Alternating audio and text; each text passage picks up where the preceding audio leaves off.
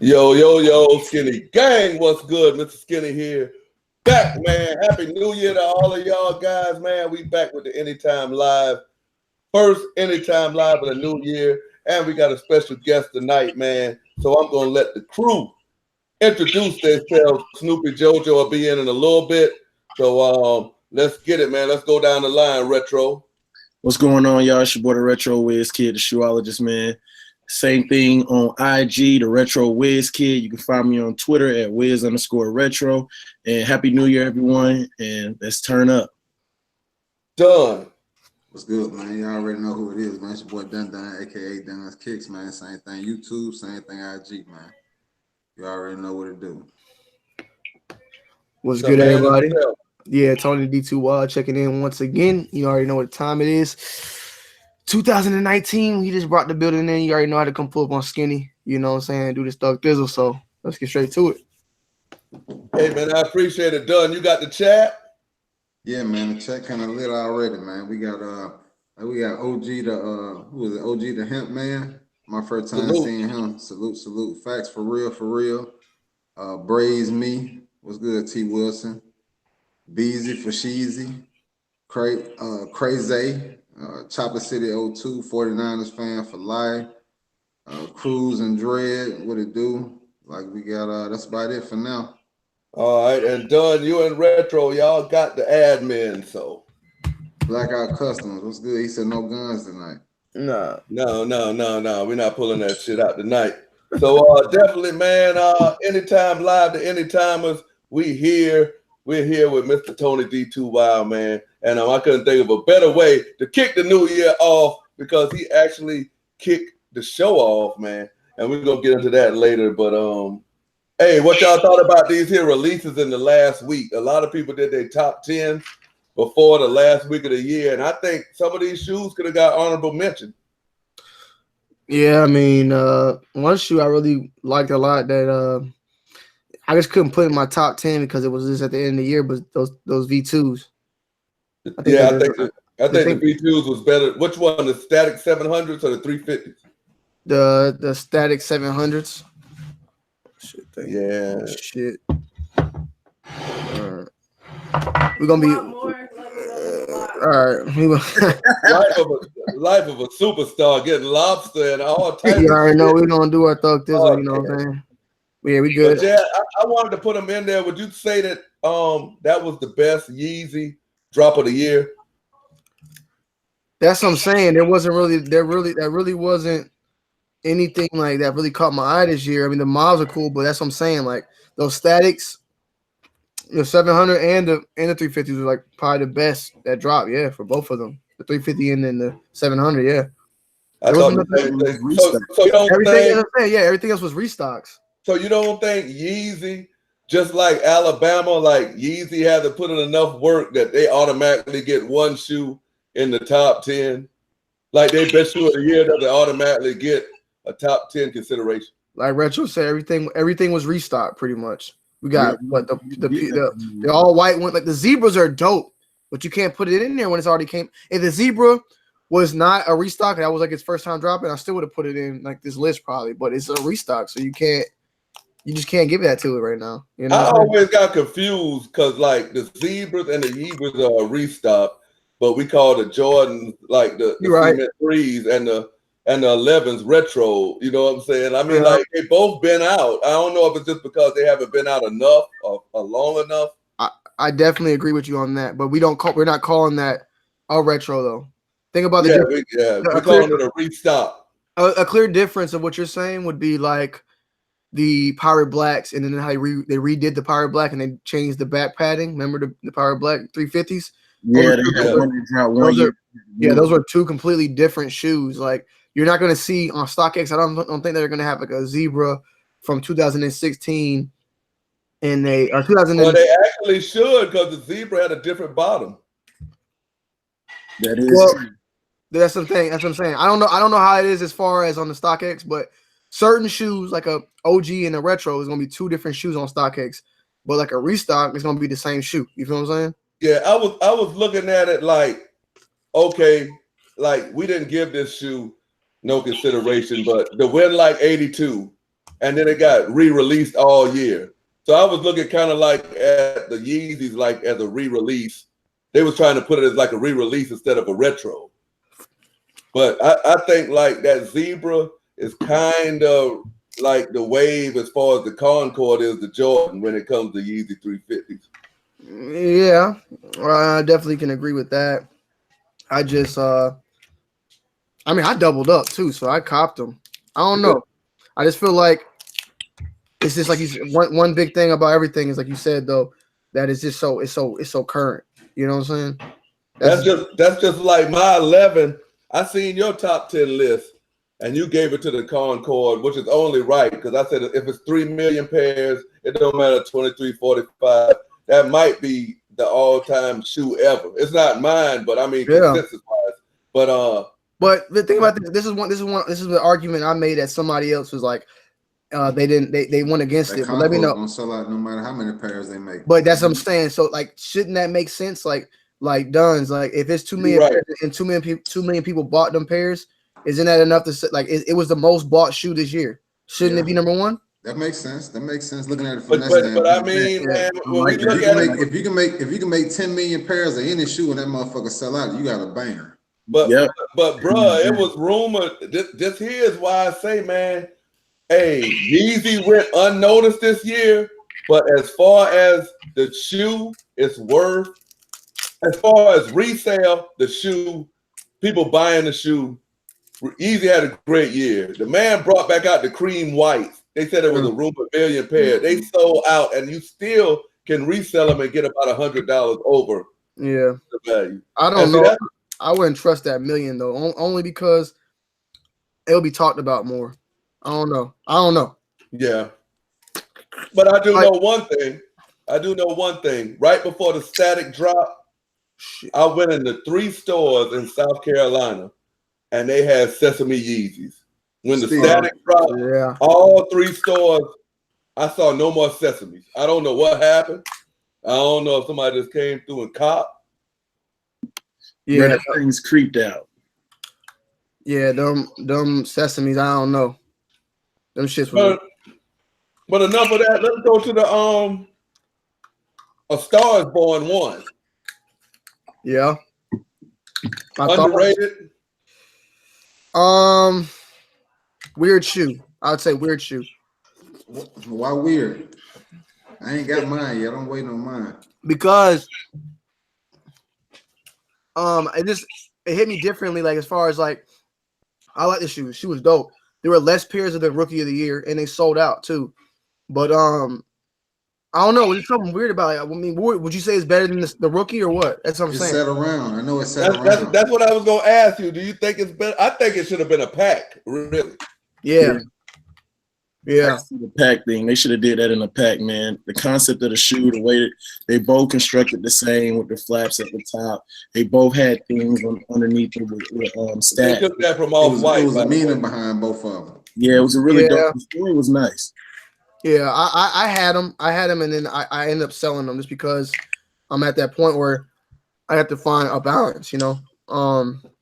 But the quality and everything about the shoe was great. I won't take that away from it. But I did end up selling mine. But dope shoe. I wish I could have kept, but just nah. You sold your Rookie of the Year? Nah, I still got them. I would have kept if I would have sold those. I would have kept those. I would have. One of them I did need basically. You saw they took the embroidered check off of them. People have been taking the check off and leaving it. They're like cutting it. Yeah, they cutting the check and they leaving it red. I think that kind of makes the shoe look plain there. Yeah, because it's just like a black. From the Sports Illustrated. Yeah, that's weird. Yeah, I'm about to try I've seen a lot of people. They said they was dying to check black.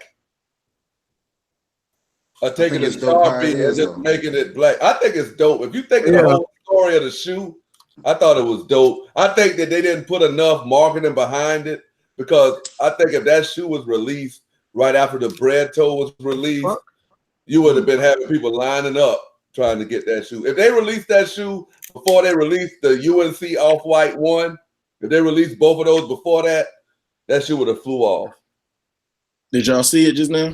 Yeah, I seen that. I don't want to say I don't know how they did that though, Retro. How they Hey, let do me that? fix it. Let me fix Bring it some on paper there. For you. towels Hey, put it up, Retro. in a water bottle. Oh, When you get a yeah, chance. yeah. I don't know how they did that though. How they do that? So one guy did it on YouTube. What he did was he used like a little blade, and he just cut down, and then he used the tweezers to pull it all out. But see, if you look on YouTube, you probably, it ain't gonna pick it up right here, but it might on the camera. The check now has small. Yeah, you can see it. It now has. Oh, it has I'll that leave mine where rotary it is. holes. Oh yeah, I'm gonna leave mine where it is. I'm gonna keep it.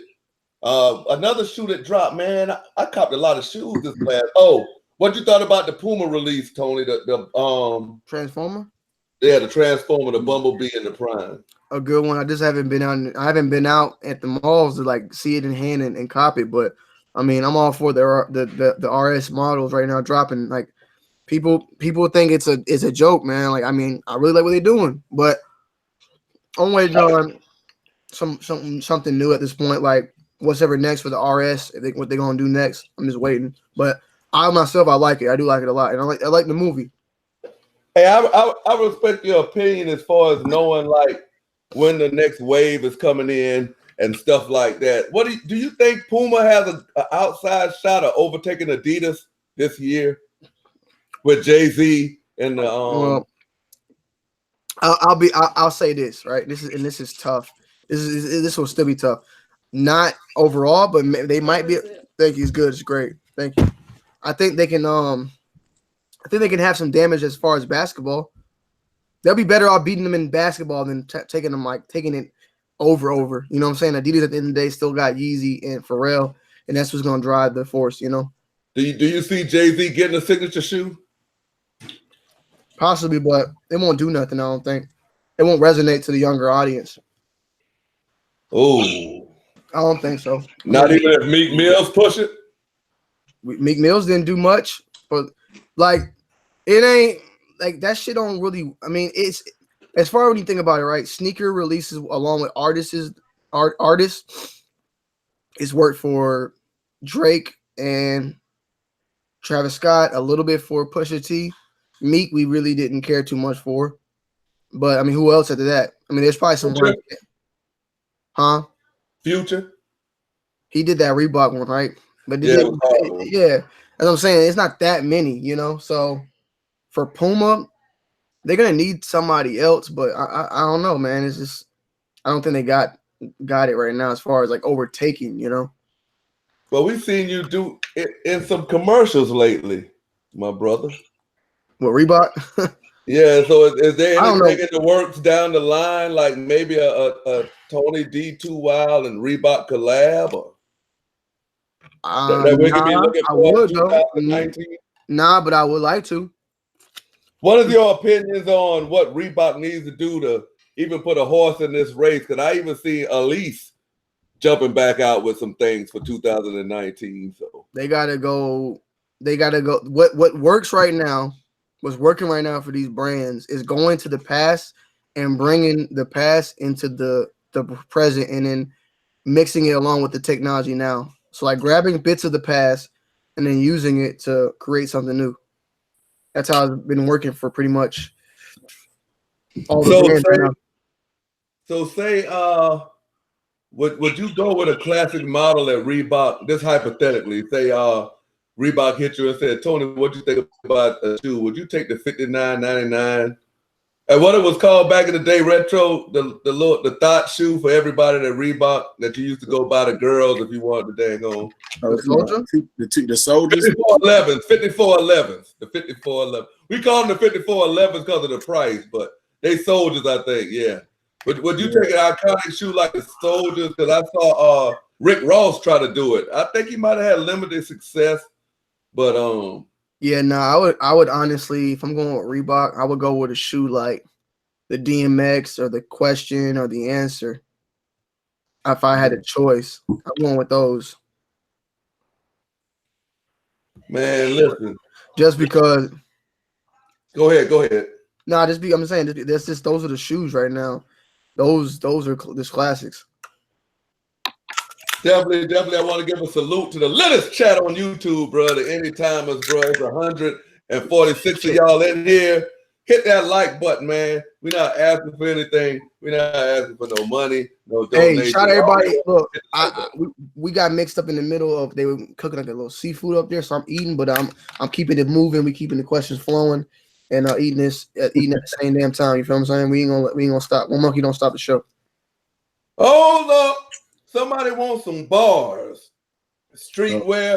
Salute for the donation. And I am chilling, giving you the visuals with Tony Digital, and I am on the microphone, and you know it's real because I'm in the Okay.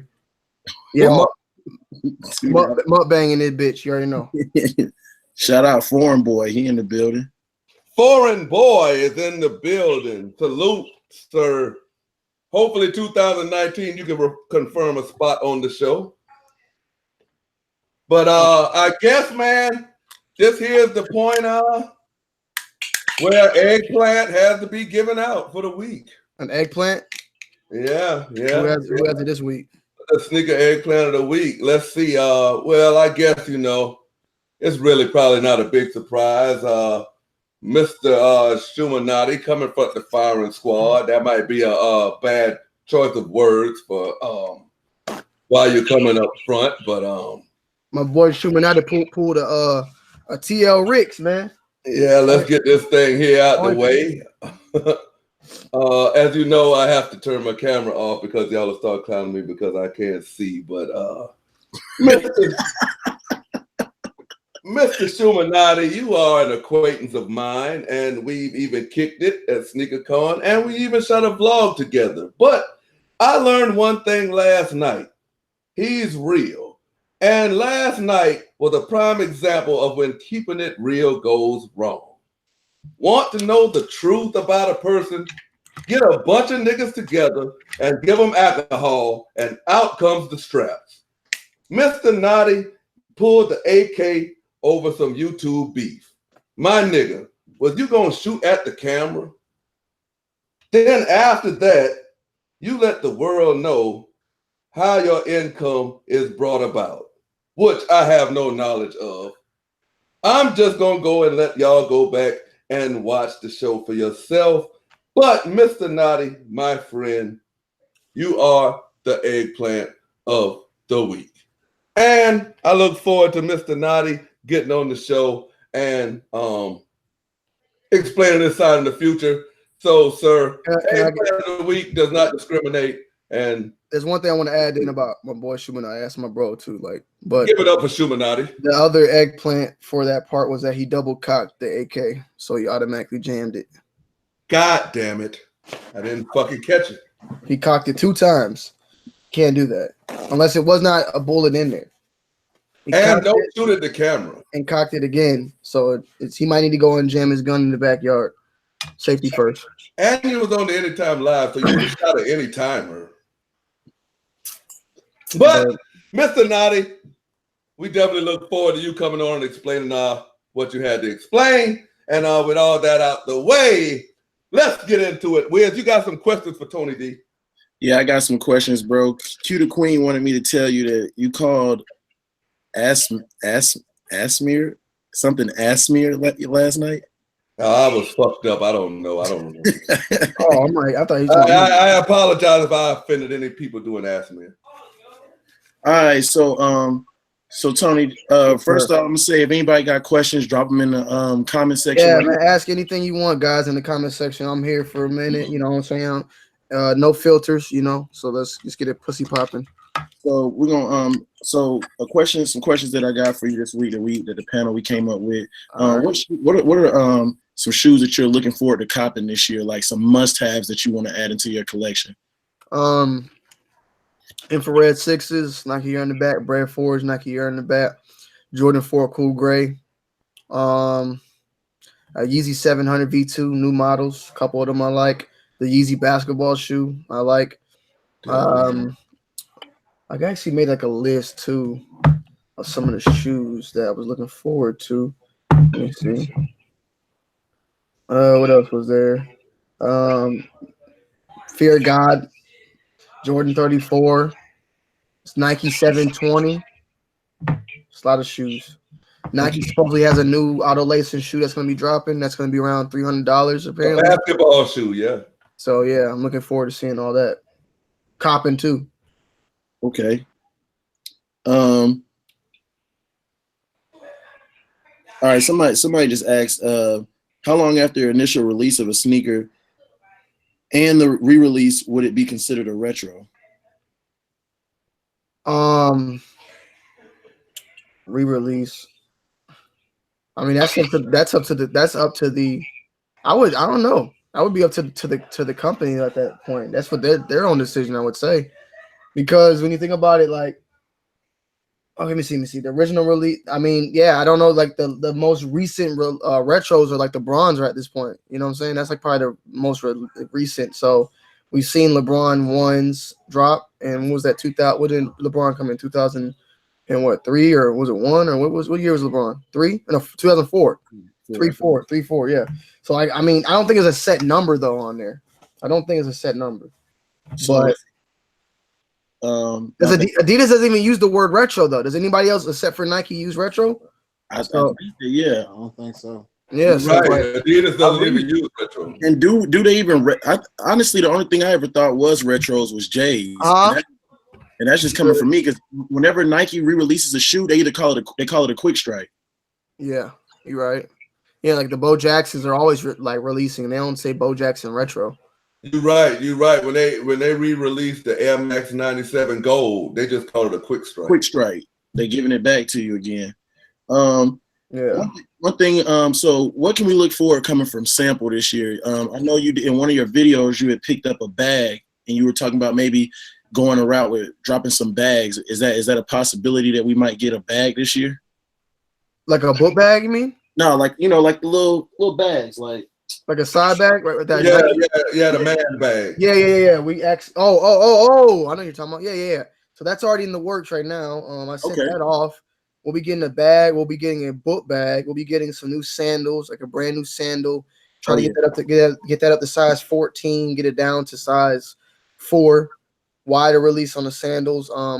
We're getting more people on the team as far as designers. We're trying to get more designers on the team to expand our horizons, and we're trying to get it outside of YouTube like never before. You know, that's my main thing. I just don't want Sample to be depending on me and Bull's success.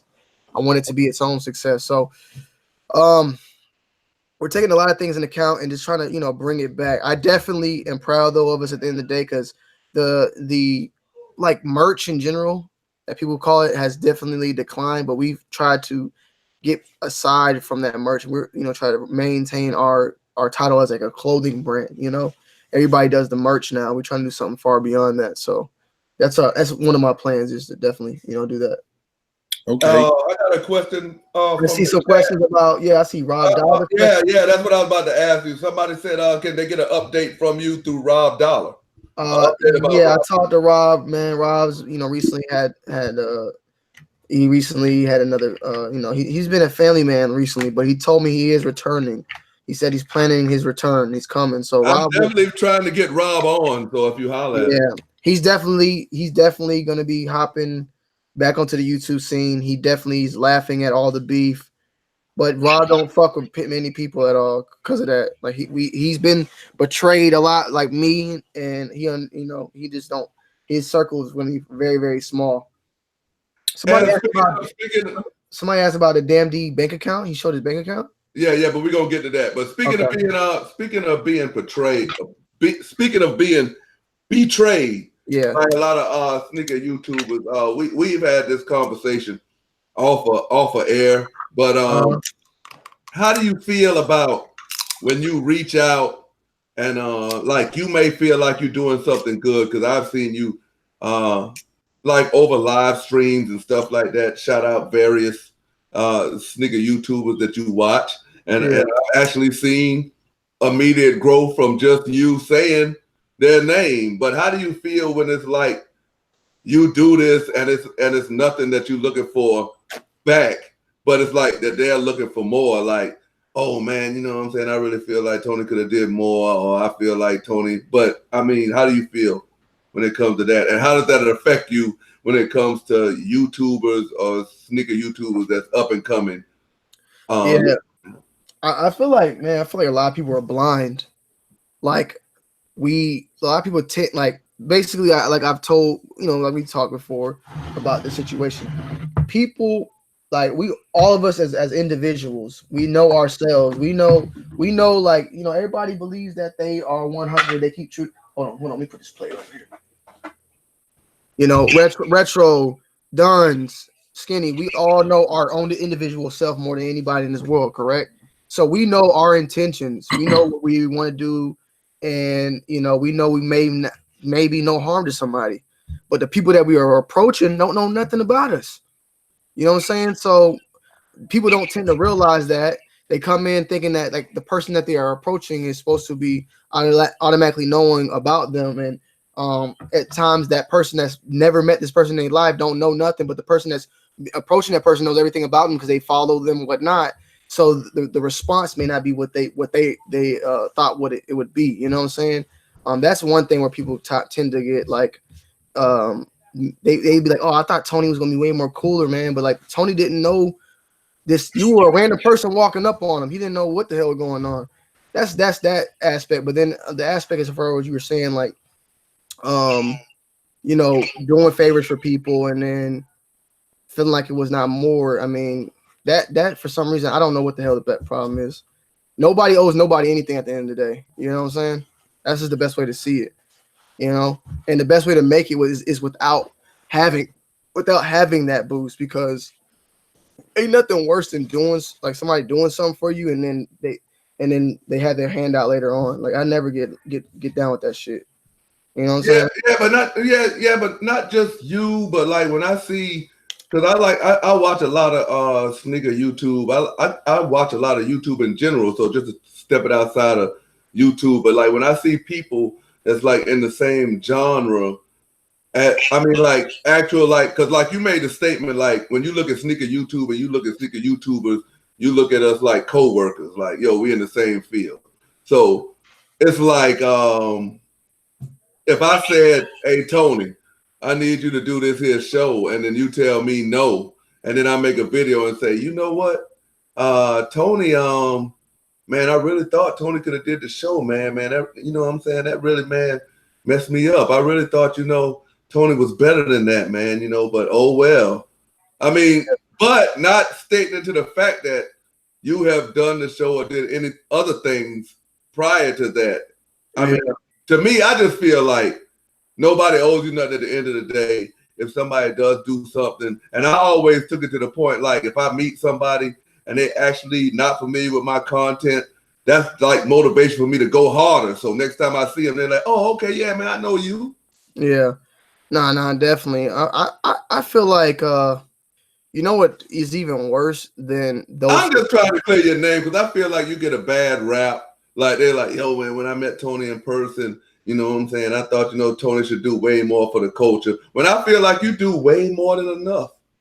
Yeah, I mean, definitely. I mean, I feel like I interact with everybody. I'm very available, bro. I'm way more available than any other YouTuber over 500,000. You can't name anybody who will hop on and chop it up. Like, I don't look at numbers at the end of the day, but like, ain't nobody chopping up, talking, whether it's through text, through comments, through whatever, Twitter. Like, I'm very, very available, and I'm very, very it's easy to communicate to me. But for that same reason, I feel like I open myself up to people that think that, like, oh, like, damn, Tony hit me up, well, he could do this and that. Like, it ain't like that, like, so when people approach me with these ulterior motives, I got to automatically, like, like, back off a little bit about it. But another thing that even is worse, though, that can tend to happen is that you could do stuff for people, and then once they get what they want out of you, they disappear. That's the other issue that happens too. There's been plenty of times where, like, I've helped somebody and then turn right back around. I'm like, yo, you mind helping me with this, or this? And it ain't even like a shout out or nothing. It just might be like, hey, I film with you this day. You mind hopping in my vid, or like, you mind doing this vid? And they're like, oh, I'm busy today. Like, shit like that happens even more now. You know what I'm saying? But when that happens, is there like some tension there? Or are you just like, it's business at the end of the day? Because there's no feelings in business. Everything is a lesson. So when it happens, you just got to take it in and remember it, and then, not allow it to happen again, or just know what you're getting yourself into. I look at everything like giving money to somebody. Like if somebody say, "Can I borrow $50?" I'm already taking the L. You know what I'm saying? Yeah, like I ain't, and then if I get my money back, then I know I can give it to them again. If I don't say shit. But when they ask for another 50, it's automatically over. You bought them for that. Yeah, you gotta take the L automatically. Hey, JoJo just hit up everybody. JoJo just hit me up.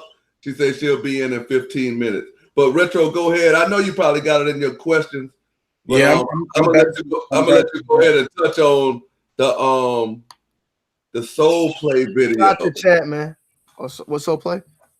The Soul Play video. Like a lot of people watch sneaker YouTube, but a lot of people, I think they don't give you the credit you deserve as far as like knowing sneakers, knowing materials, and actually, I'm gonna let Retro get into it. That's Retro. All right, go ahead. To my the video with him and Snipe. Yeah. Oh man, hey, bro. you showed in that video that you was a beast at these shoes, bro. And not only, I mean, I know you go to Soul Play a lot, but man, bro, I'm gonna be honest. It was weird that you really knew every single shoe in that store, bro.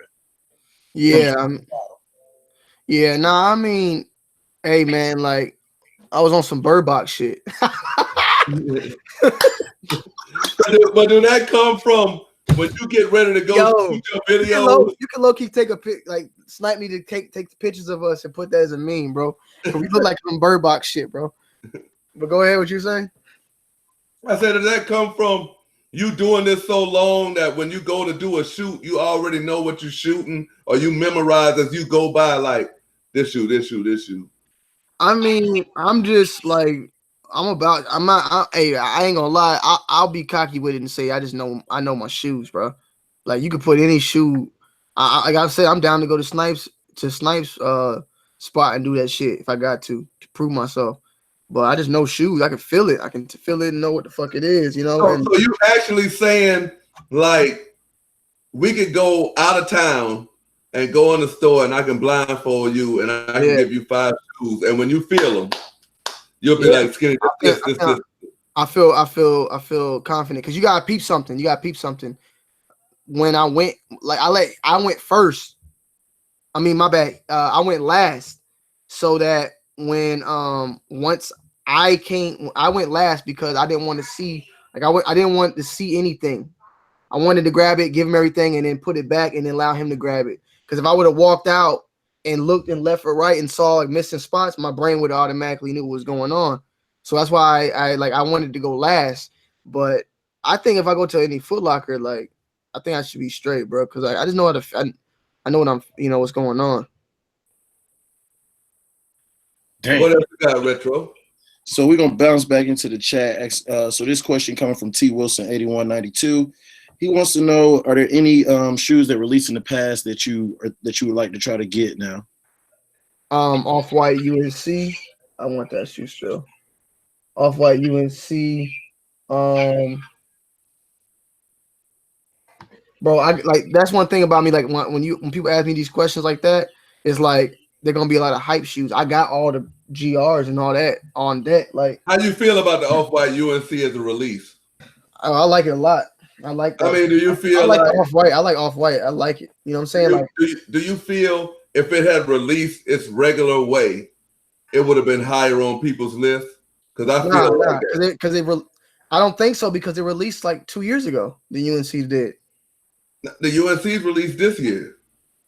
The Jordan, no, you're talking about. No, I'm saying, do you think if the Off-White had released it without, you know how they did the shock drop so average people could get it? If it just had released with the exclusivity like the Chicago did, do you think it would have been higher on people's list? Because I think just because average everyday people was able to get it and they actually wearing it, I don't think it got the respect as the Chicago one did. But I think if it was more exclusive, it would have definitely been a top 3 on everybody's list.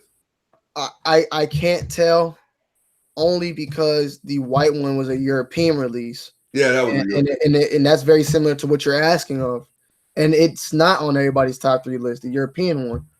So I don't know. You know, for me, I don't know where I forgot what I put it at, but I know it's on my list. It's probably top 5. That shit was it's a beautiful shoe. Beautiful shoe. I thought it very well. It definitely needed to be in everybody's top 5. Yeah. JoJo's in the building, y'all. Sorry, I'm like still out and about, but I'm gonna show my face. Happy New Year to you. Happy New Year. Happy New Year, y'all. You got any questions for Tony while you in? I'm gonna have to come up with some because I've been out and about, but continue on. All right. Retro, keep going. All right, so this one's coming from somebody from Atlanta. Kingpin Skinny Man wants to know: is there any consignment shops in Atlanta besides Heat ATL and ATL Addictions? There's premium kicks, Cheshire Bridge. Premium kicks. But they're going through some crazy shit right now. I don't know what, like some internal problems. But that's another one in Atlanta. It's off Cheshire Bridge, right by Lenox, not that far. But basically, there's some shit going on. Like the Brat posted about it. Let me see if the Brat talked about it. If you go to the Brat, so Brat, look at her third post. You can read up what's going on, but that's another spot. I don't want to talk about nobody else's business, but they're kind of boycotting that store right now, basically. But that's a real big, nice place. It's pictures, like, you can just check it out. But yeah. Okay. Consignment. So I'm just now scrolling down the chat just to catch up with stuff. Q the Queen said, this ain't got nothing to do with no question, but she said when Adidas re-releases a shoe, they call it the Originals, Adidas Originals. That's their way of retroing the shoe. So when it originally releases, it still can be an original though. So like a Superstar, like a Superstar was always an original, but like the POD system is an original too. And that was like a brand new shoe. I think original is more of like a lifestyle. Because they don't just Adidas is like a sport brand. The Originals is more like a lifestyle brand, and then they got Adidas running also. Like there's so many different Adidas. Speaking of the basketball shoe, we had talked about. Well, you had spoke on it a little bit earlier when you was talking about what you're looking forward to. But I see Puma and I see those Puma Clydes, bro. I like the Trayvon Martin version of the shoe, the basketball shoe. It looks like it's got boosts inside of the sole. But Yeezy is talking about entering the sports market too with a Yeezy basketball shoe. And to be honest, I think that I would prefer to have a Yeezy basketball shoe than the Puma. Yeah, I mean, everybody's gonna be looking forward to the Yeezy ones. I'm definitely looking forward to seeing how they look and how they are, and trying that first ever performance review that's gonna go out, which I can't do because I ain't no baller like that. But I'll play in the motherfuckers and let you know. But I ain't Jay Jones or Nightwing or somebody can do that shit. Hey, you won an Anytime award, bro, for video of the year. Yeah, I saw that. So this is your time on. Do you think being recognized for your work, like putting out video of the year, do you think that strikes more with the people in the chat and your peers as being voted as video of the year than sneaker YouTuber of the year? Because like video of the year is really saying that your work, this video was the video of the year. Yeah, I mean, at the end of the day, being acknowledged for anything is good, and I appreciate it. Still don't think Bull is better than me this year. I'm just gonna say that. Shots fired. Bull and RC will be on the show this weekend, but it's all good. I mean, hey, that's like some fucking Stephen Curry, Klay Thompson shit. I mean, that's like Bull's my best friend. So if we both are number 1 and 2, I mean, that's what it is. You know what I'm saying? Because that's my closest person. Like that's my business partner. That's like my bro. That's my best friend. Like if me and him was going head to head, it's all good. You know what I'm saying? Me and Bull got to lead the way. We got to lead the way. But and that goes into I see. I'm gonna just be honest, man.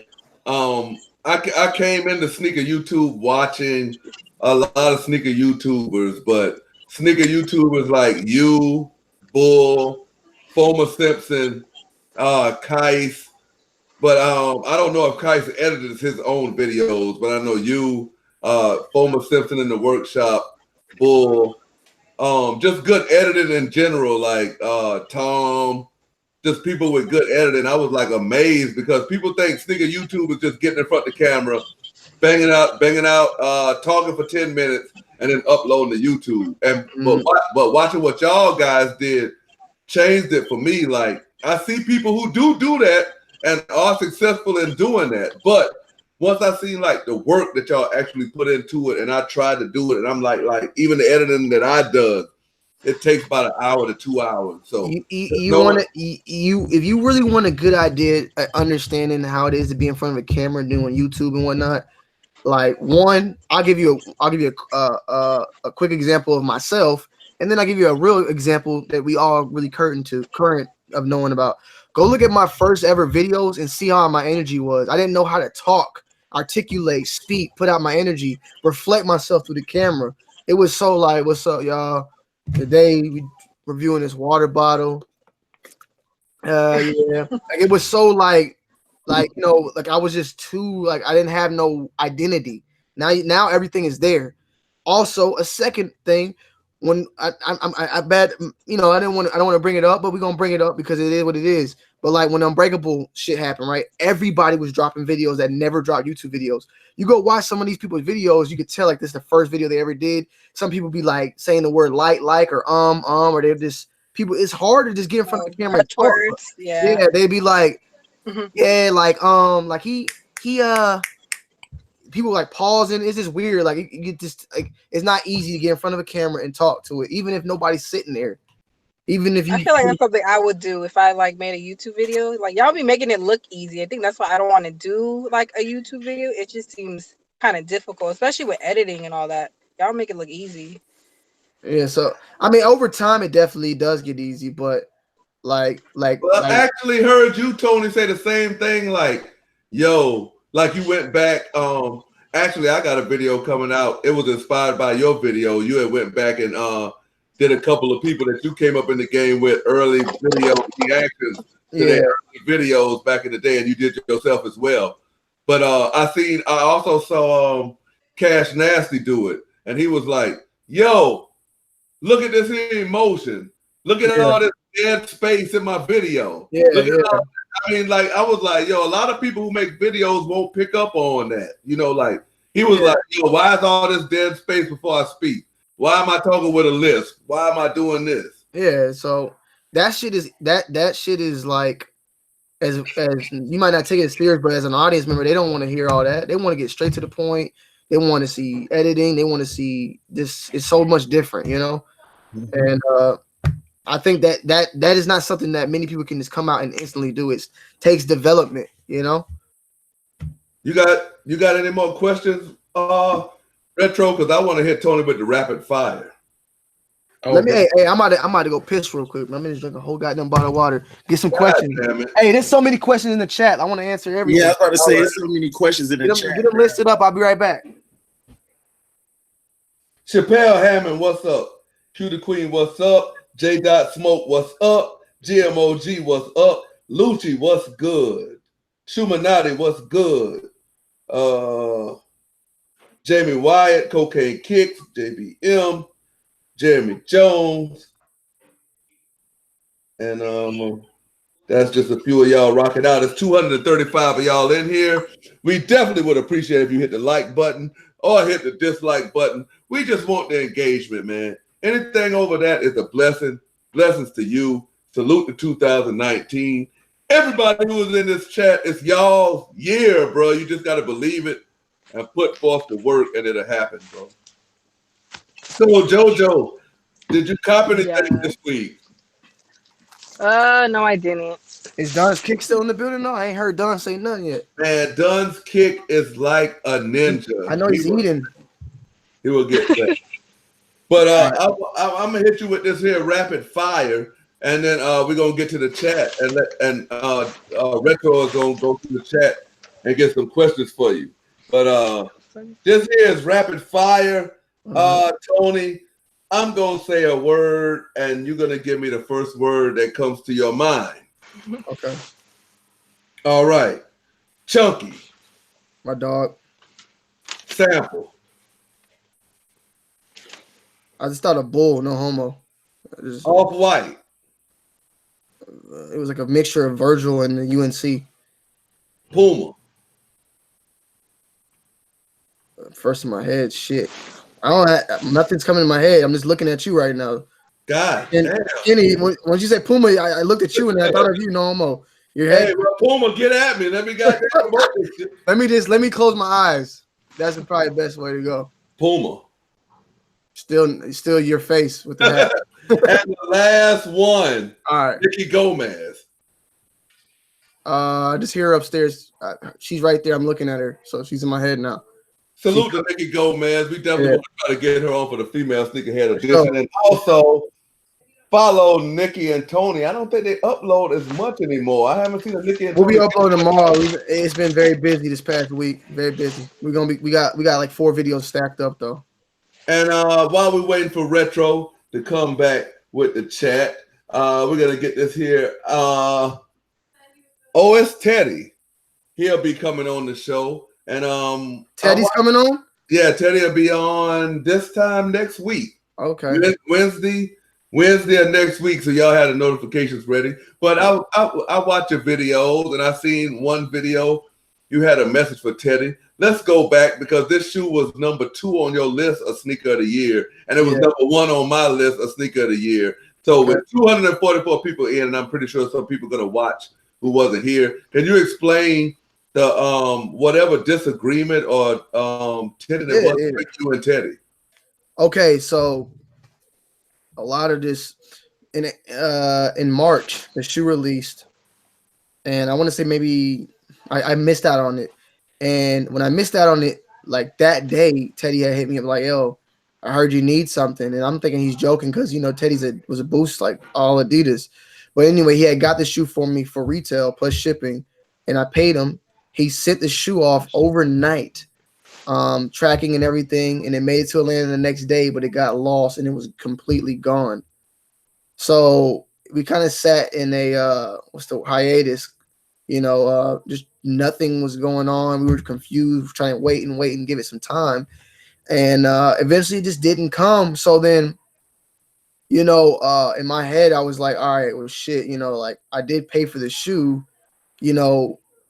like I should get my refund. And Teddy you should file a claim. I think that's what anybody would do. File a claim, and then the person that paid for it should get their money back. You know what I'm saying? Like that's how it should be. If you buy the insurance claim. Yeah, and he would get his money back from the claim from USPS. He filed the claim, and months passed, and I was like all over, like I was over it. But when I did my unboxing, I had mentioned like how I never got the shoes and that Teddy had never hit me back or any of that, like with the money or whatnot.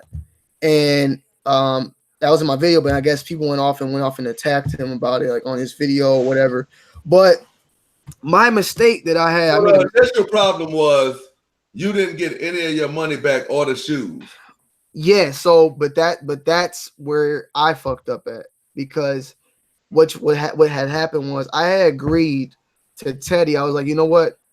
Just give me back half the money and we'll both take a loss. And he did do that. And I had forgot about that shit. So when I spoke about it in the video, I didn't mention that.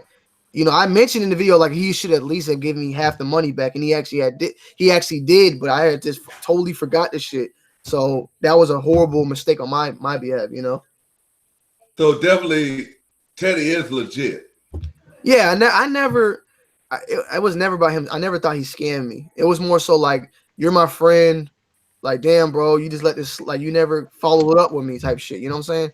Skinny, if you bought Concords for me for $200 and I shipped them to you and they never made it, what should we do? I'm going to tell you, file a claim. I need my bread back. All right. So that's what I'm saying. But as a friend, I just said, you know what? It's cool. Like, say you sent me 200, like I gave you 100 back and I keep my 100. I get, I lose. You gave me 200. I'm losing 100. You're losing 100. Yeah, that's cool. So that's what we did do. but I forgot that had happened. So that's where that whole situation went down. Because see, somebody like me, after I finish getting on the post office ass, they're gonna give me my damn money, or they're gonna give it back to you. That's a whole different situation. Like even after explaining it, my subscribers were still like pissed off. Fuck Teddy, you know he should be following up with the claim because I mean, it's been months we haven't heard anything back from the claim. I don't know.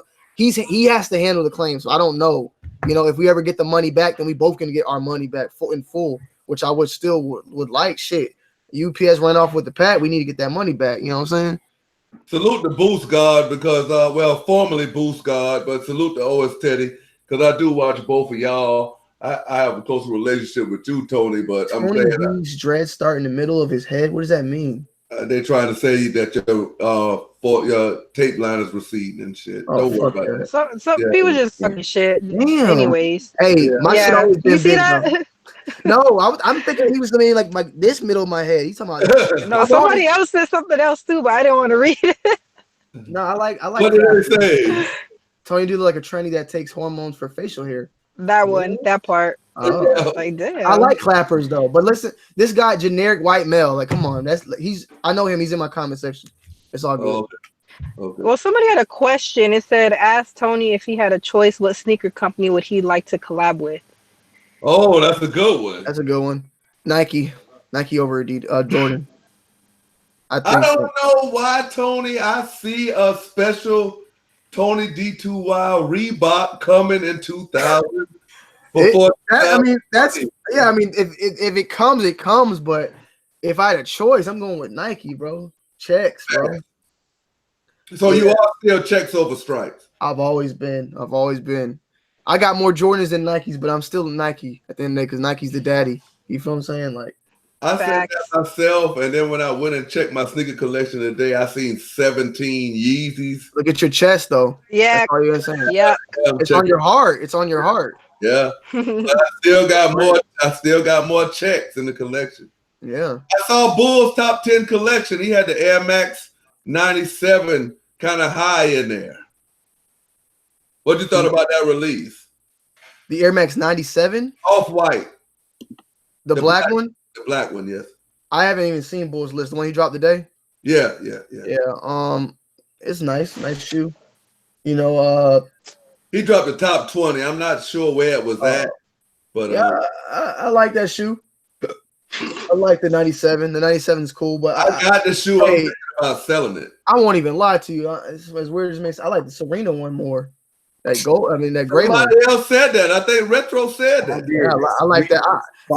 The black is fine. It's just like a black shoe though. It's just basic. Like the Grim Reaper. The black and the Grim Reaper is the same shoe. Yeah, the Grim Reaper, but I like the Hollows Eve more because I like colors. I like the Hollows is a stick out.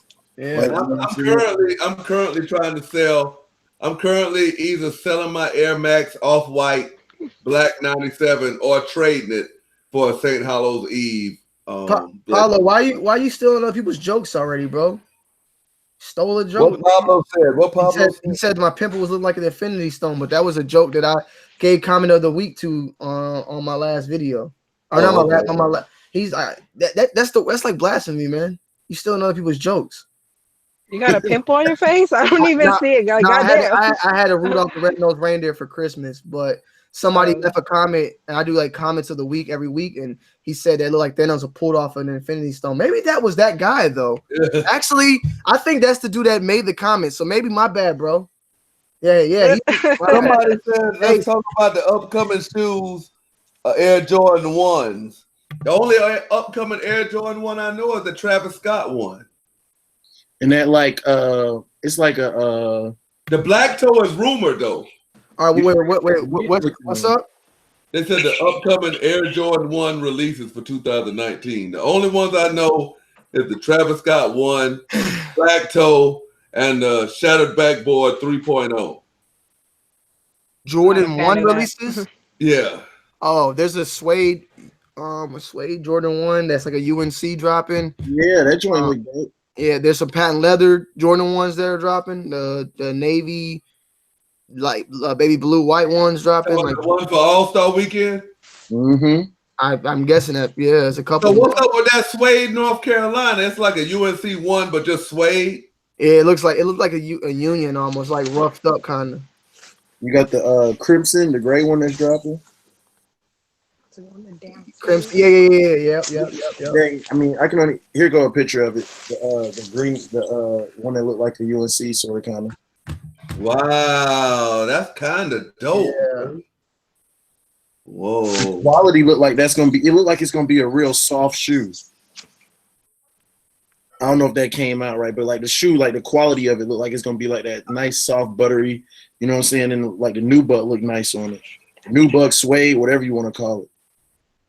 I really don't know what Jordan Brand doing because you got some Jordans that, like, I put the Rookie of the Year and A Star Is Born above some releases that sold out, and if you go to StockX, you can get both of them shoes pretty much for under retail.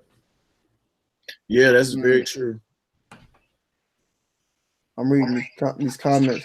Yeah, I forget, man. I don't know where y'all left off. My bad, man. I had to go tell It's my. We were just waiting for you to come back and give up some, get back in the chat and give some questions.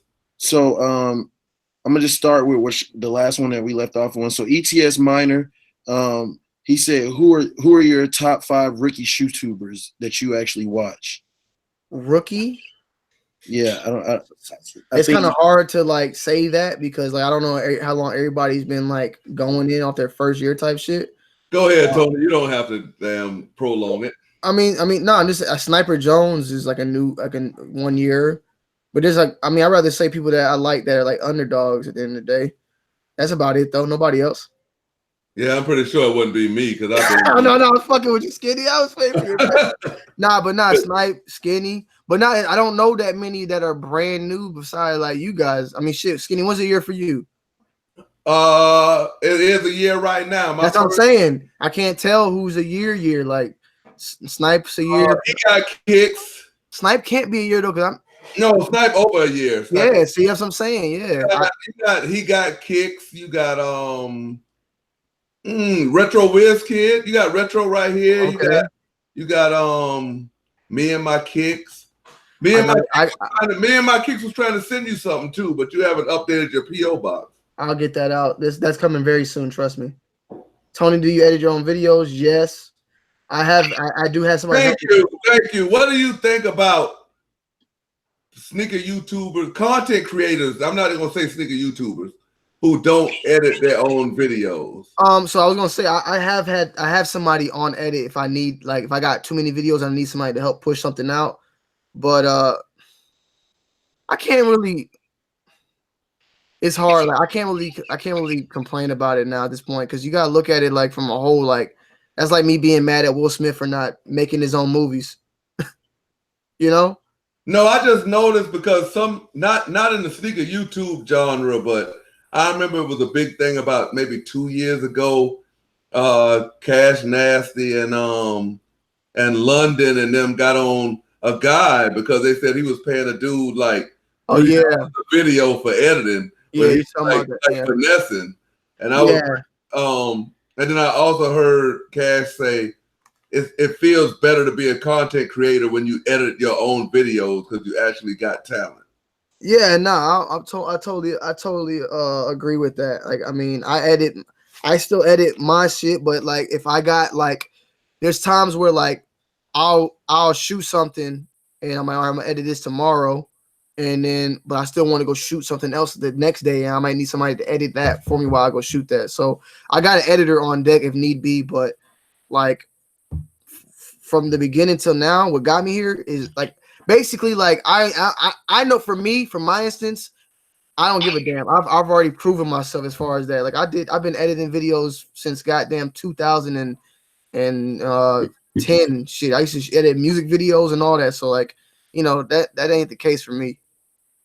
Do you think now at both stages of y'all career, would you and 21 Savage ever link up on the vid? It's a possibility. I haven't talked to him in a minute. Haven't talked to him in a good minute. I talked to a lot of his homies though that be with him, but I would just have to like set it up. I just ain't trying to like. I really want to just bump into him like on some just random shit, like just whether at it like if he's performing at some event I'm at or something like that. But I ain't gonna like hog him and shit like that. I don't want to do that. But All-Star Game Charlotte. It's not Atlanta, but it's damn sure close. You went to All-Star weekend Los Angeles last year, and you got some good footage. You got the fly net threes early with the glow bottoms. yeah. I've talked to some reps at Foot Locker. Said they're gonna have like some pop-up shops going around Charlotte. What is your plans for All-Star Weekend 2019? And what is your plans as a brand as far as ToNYD2WiLD? Are you just gonna keep it sneaker YouTube, or do you think it's time for you to just pop and just be like just a YouTuber? Well, for Charlotte, we're gonna I'm gonna be out there. But as far as what I'm gonna do, it's gonna start unfolding probably in the middle of this month, later near early February. We'll start hearing where the pop-ups are at, the invitations and the emails and the text messages and stuff like that. We'll start figuring that out. It doesn't come out till later because Jordan, they like to keep shit secret and all that. So, I won't know till then as far as that. As far as a brand though, like I'm trying to take a shit to the next level, man. I'm trying to do every damn thing as possible. Really, man, as bad as it may sound, because I hate it. Like I feel like I'm about to fucking take off like a rocket ship, but like I'm really just trying to be in autopilot mode for this month till I move next month. You know what I'm saying? In my new house and get my new setup and get everything situated. So I feel like I'm already pushing to get everything started, but I feel like I'm really gonna be like settled in come like end of February, March. New house, new studio, new setup, all that. It's gonna be official. So I'm trying to take this shit to all different lengths, podcast wise, Twitch wise, content wise. I'm trying to do everything. 20 years from now, where do you see YouTube? YouTube? I don't know, man, honestly, because it feels like YouTube is starting to get consumed by the bigger businesses. So it's gonna be a lot of ruckus going on going into 2019. Like, what's going on. But I do see it 20 years from now. That's what I'm saying. It may be the TV. I mean, I don't know. I feel like it's gonna be something. It may be something new by then, bro. I don't know. I feel like YouTube. The only reason I asked you that is because you've been on YouTube longer than all of us on this panel combined. And the only reason why I asked you that is because YouTube sent out a statement recently, maybe about a year ago, saying that everybody that's saying that it's too late to get on YouTube. YouTube has only been around 10 years. Just think what we did in 10 years, where we're going to be going at in the next 10. So I was saying, like, for a lot of people who want to start a channel, but are like, man, I'm too late. I'm saying, like, just start your channel because you don't know where it's going to be at in 10, 20 years. Yeah, no, I definitely say, like, nowadays people blow up on YouTube extremely way faster than 10 years ago. There's people that have been on YouTube for 10 years that just got 3 million, 2 million, 2, 3, 4 million subs. But there's people that started YouTube a year or two ago and they got 1 million subs already. So blowing up is nothing. You just got to put out the content for it, And I'm going to ask you this, then I'm going to turn it over to Retro. We got a friend of the show. He's highly requested to come back. Super duper Rooper. And he's a big guy in the UA community. Yeah. And we know when you first came out that's what you was doing as well. And a lot of people try to be like, oh, UAs, that's the forbidden word. That's the, UAs is this and that. Can you shed some light on your first thoughts on YouTube, the transition, the hate, and kind of give somebody like an analogy on what to expect? Oh, my bad. Somebody came to the house. Can you give me like a break it down a little bit? I know what you said. That where I started. Give light on what now? Can you give light on like where you started, like with the UAs, and what made you say UAs wasn't my lane? I'm going into legit sneakers, and the scrutiny and stuff that you had to go through. Oh yeah. Well, I start like that was way back when I was like I want to say like 21 and shit like that. And like I had just got kicked out of flunked out of college. I thought you was younger than that. No, well, I was all right. So I graduated high school, went to college for 1 year, flunked, 19, 20, came back here. I was shooting music videos, 21, 22. And around 21, I want to say, I started seeing about like I was broke as fuck, and I was just wanting some shoes and shit. And at the time, like somebody was telling me like, yeah, you can get this shit straight from like the straight from the factories and whatnot.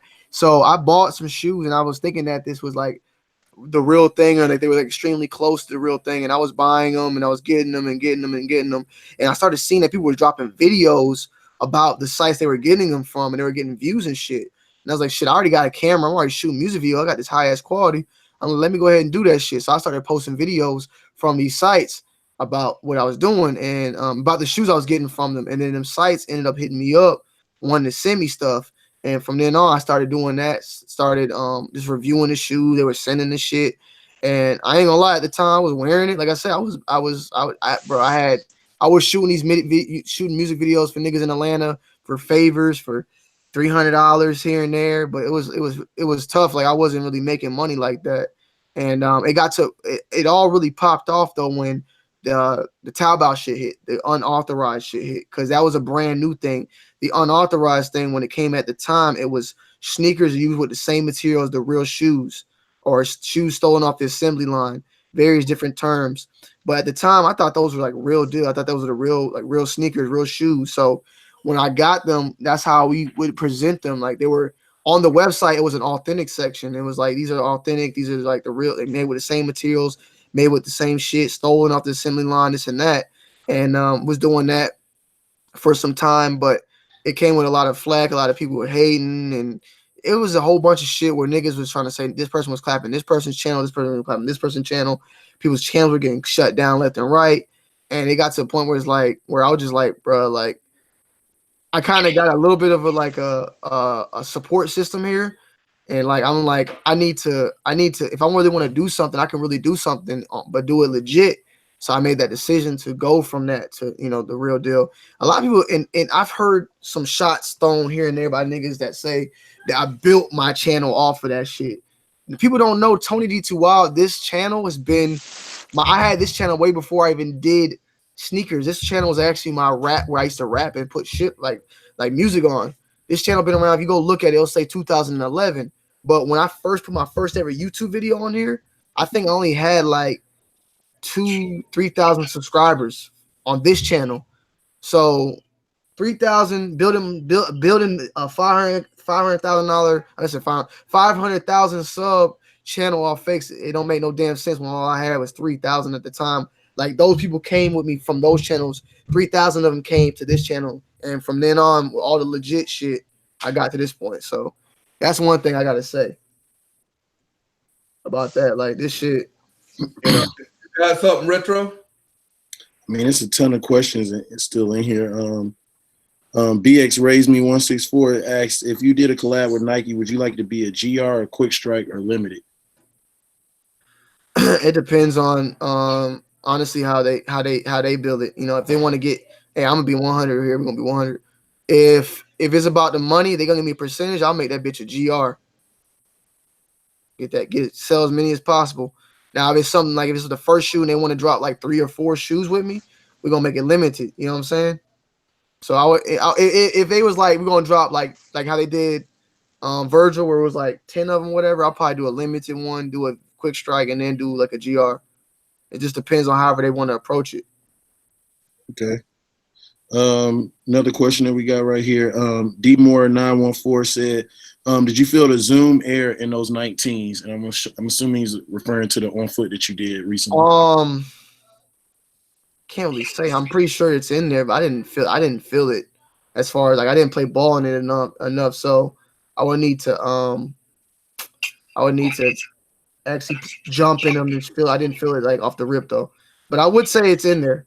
I would say they better fucking 225. They better do that shit. Do you see yourself reviewing shoes at 40? I'm cool with it, but I would feel like I would be doing something bigger, still sneaker related, but I don't know. I mean, like Jock do it, and that lets me know that I can still do it at 40. So if YouTube want to take me there and as a full-time career, like in life and shit, I'm cool with it. But I do feel like maybe, you know, at 40, it may be some bigger opportunity that came, you know, and I feel like I'll be doing YouTube till I'm 40. There's no reason to stop. There's just no reason. Like The it don't only have to be. It reason don't I have to said be my that, main. Oh, go ahead. the only reason I said that is because I had a lot of people ask me, why do you do it?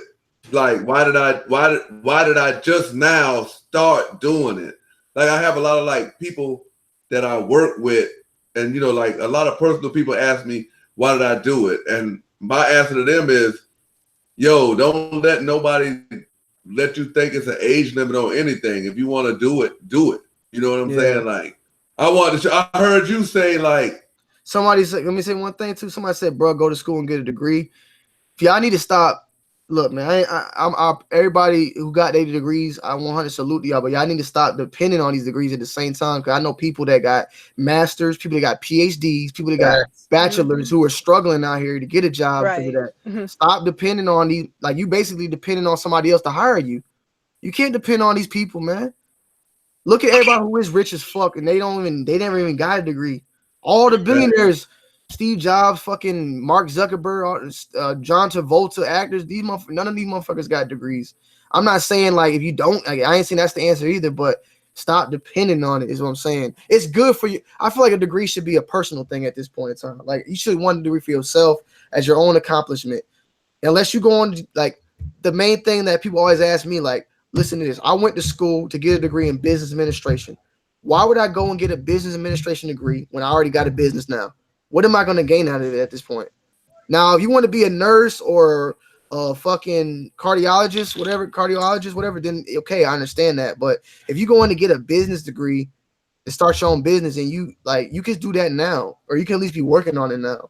But there'll be no reason for, I just don't, unless I plan on working like for somebody right now, there's no reason to go get my business degree right now when I'm already started ToNYD2WiLD, Sample, and any other business has to come in the future. There's just no point right now. Do you see Sample? Do you see Sample getting into the corporate like Foot Locker, Foot Action? I'm answering these questions all the real because they're popping up. Jesus says YouTube is your master though. There's another flaw. Last year I made more money. I made a lot of money on YouTube. This year I made more money on endorsements than on YouTube. So YouTube could be the best way to explain it to you is back in the day, basketball players were making hella money on their contracts.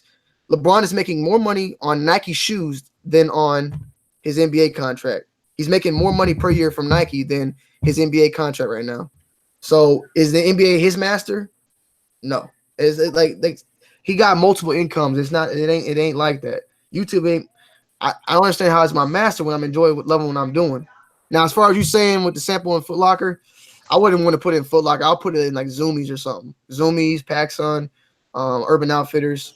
Shit, I wouldn't want to put it as low as Walmart, but shit, they came with a check. You know, might have to do what we gotta do. DTLR, you throw it in DTLR. Yeah. I do DTLR. I actually got offered to do one in the Southeast Division. I forgot, and I lost that dude's email. Oh, that's the only reason why I was saying, because a lot of people like, yo, let's start merch, let's do this. But Sample is actually a business. Like anybody can say print up some T-shirts and put ToNYD2WiLD and stuff on there. But when I see Sample, I actually see quality. I see a brand. Yeah.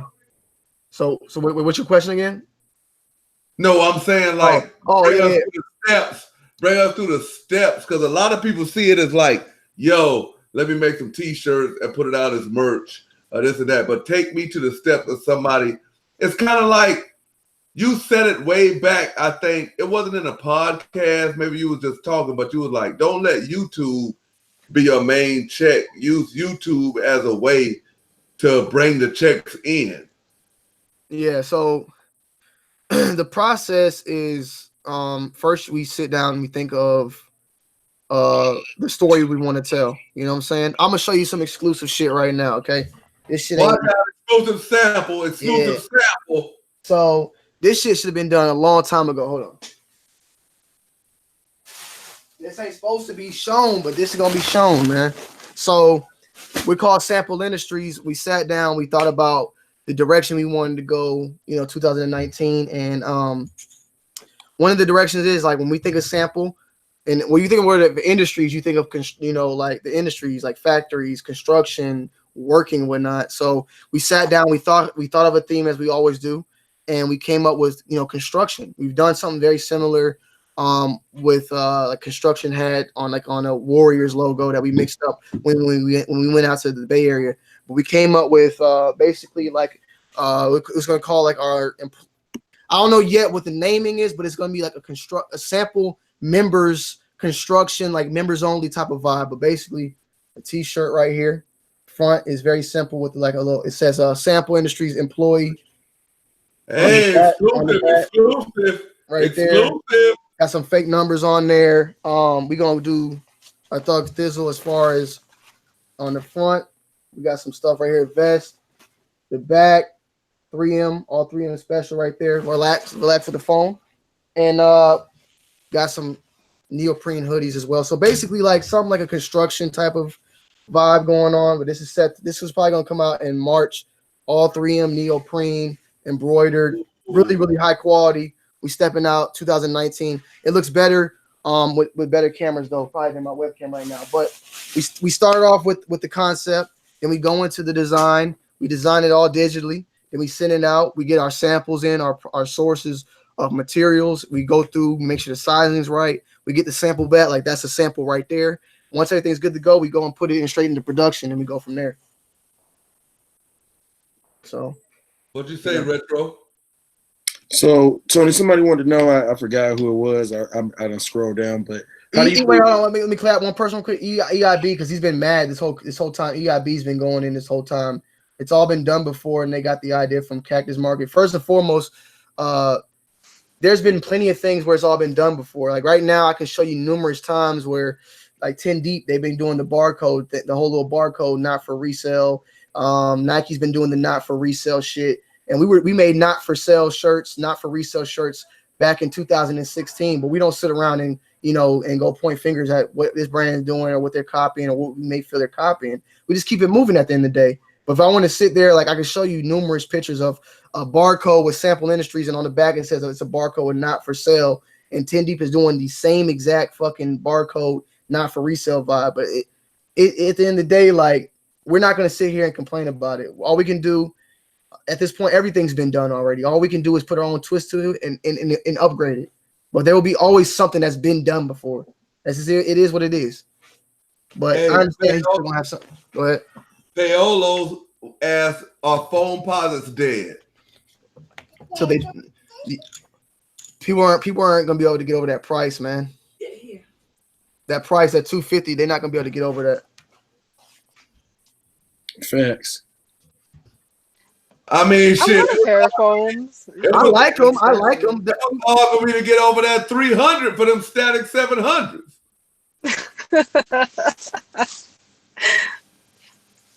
But I didn't. I slept on those. I know that's right. I will buy more phones though. If it was like 200, I could buy more phones, man. Maybe even 225. But some are though. But this the 250. It's just too much. It's too much. The pair I actually wanted didn't even come in my size. And your size is like what, 180, right? I think they're still. I haven't looked, but no, the one I want, they had already released. It only came in men's sizes. They didn't even come in my size, so I couldn't even get them. Hey, Sylvia, Silver Type S said it got real last night. Tony, I know you probably didn't really get a chance to see last night. Last night was New Year's Eve. It was an impromptu with the fellas, but they said that the live chat got real last night. I don't want to put you in it, but if you got any comments you want to speak on it, I know you spoke a little bit about the double cop on the eggplant of the week, but typical shit, man. Typical stuff. I didn't fully watch it. I told Dez the other night. I talked to Dez recently today. I just told him, man, like, internet's the internet, bro. Like that's how we all gotta accept it. It is what it is. The streets and the internet are two different things, man. So the internet is worse because people can say where the fuck they want, and we don't have to suffer the consequences. But I mean, at this point, like I wouldn't get mad about it because I just know that's D. Like that's how D is. He gonna do that. He gonna say it is what it is. I mean, there's just two different things: the internet and in real life. If they ever meet in real life, they can handle it out like grown men or do what they got to do. But I wouldn't like that doing the gun thing. Is no purpose. You know, it's just too much. Niggas can get in trouble. I don't know if he has a felon or what. You know. What it take to get that what it take for me to get an early look at that sample life jacket vest? Whenever it hits down, well, I got you. I like the t-shirt. Yeah, no, and that's not even the right color. We got to fix a couple things. There'll be a black one. I like that color. No, it's gonna be more. it's gonna be Vault. That's like a yellow. Oh, okay. So we're gonna make it Vault. Okay. And then it don't look cheap either. It don't look like them liquor store t-shirts or whatever. Trust me. I missed my hoodie at SneakerCon because after the party Saturday, Sunday, y'all didn't show up. I got you on that. I'm gonna hit you up. I'm gonna send you a care package. I got you. Oh my God, yeah. ToNYD2WiLD disappeared though. He's nice homes. Like I like confrontation, but he claps and then disappears, man. Come on, like he didn't even say nothing back. Salute to Mike Snow, bro. Thanks, man. But yeah, man. I had heard you in I think it was a video, or you might have been on somebody's live, and they was asking you what the future held for you as far as YouTube, and you said, looking at Kais, it let you know that you could do this as far as in your 30s. No, not Kais. It was Cousteau. Oh, Cousteau let you know Kais. Me and Kais we do two different type of videos, and as far as I look at it, me and Cousteau more in the same. In all respects to Kais, but me and Cousteau, I like what he's doing, and I feel like I can, continue doing this as long as I want. Somebody said it perfectly in the comment sections, like, hell yeah, why not? Like we were talking earlier, like why would I quit? Like if say for instance Sample blew the fuck up and I'm making way more money on Sample than this YouTube is chump change. Like why not still do something and connect with my people? Like why? It's just stupid, you know what I'm saying? So I'm gonna keep doing it, you know what I'm saying? And shout out to Cousteau too, man. Yeah, shout out to Cousteau. So that's how I see it. It was another question I had, man. Hey, JoJo, bail me out while I think about it. Sorry, I've been reading the comments. Yeah, go ahead. In the comment. Let's see. Give him a question. One thing also, Retro, did you have a question? I know we cut you off, and that was like a minute ago, and you just disappeared. He died. Yeah, he muted out, so that's why I said JoJo. All right, go ahead. Yeah, I'm trying to look. What was the last question he had asked? Because the chat is lit. Let me see. Salute to the chat, man. Y'all hit that like button, man. 2019 is lit. We're bringing you some lit podcasters, man. So, and somebody also asked, do you still use eBay? Somebody asked. Nah, I don't even use eBay for buying shit no more. Once I did Amazon Prime, I just done. And I ain't bought a shoe on eBay in God knows how long. Last shoe I bought on eBay was them Jordan 7 Citrus 7s that I still need to get fixed that I fucked up. So yeah. eBay's dead, man. Somebody said, Tony, do you think Adidas is overdoing the Boost technology?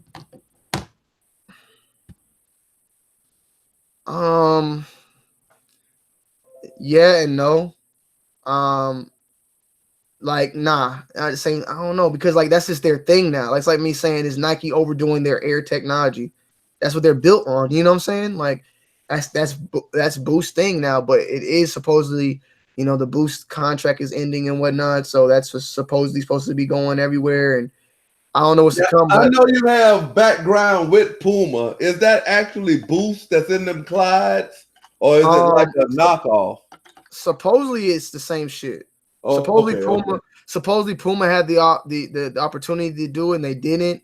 But the Energy Bead shit that I did a video on a while back, they're very similar to Boost. That Energy Bead shit is trash. Well, the Energy Bead Fusion, Energy Bead, it's the rocket, hybrid rocket shoe. It looks almost like Boost. It looks like Freddy Krueger's fucking face. I seen one. Yeah. It kind of looked like a Presto,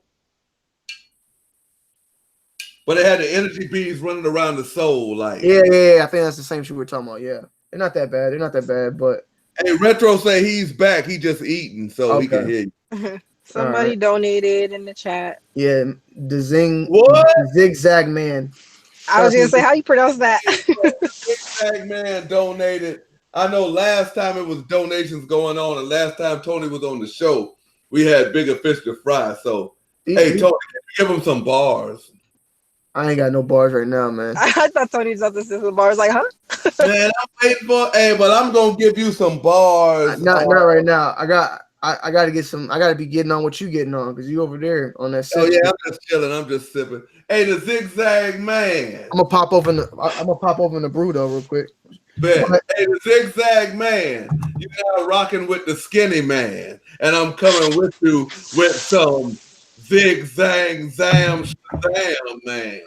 Ball. That sounds like that just fell out your ass. Yo, what's up with these niggas still in here fighting about these phones, man? Yeah, there was let's see, what did somebody say? I had a question. This is my take on phone positives. Oh, it's only so much that the model lets you do because of the way it's constructed. It's only so much you can get out of them. So, like me, my favorite phone positive of all time is the All-Star Orlando phones, the Big Bang joints with the glow in the dark bottom. I'm reading these comments with the glow on the bot. Yeah, the glow bottom. You know they brought out the one last year with the black bottom. I sold them shits. Yeah, 500. Oh, that's what somebody asked. Do you think phones will continue to fall off if they keep the price point? That's what somebody had asked.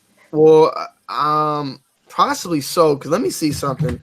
I don't think they can lower the price because I heard that they've always been that price.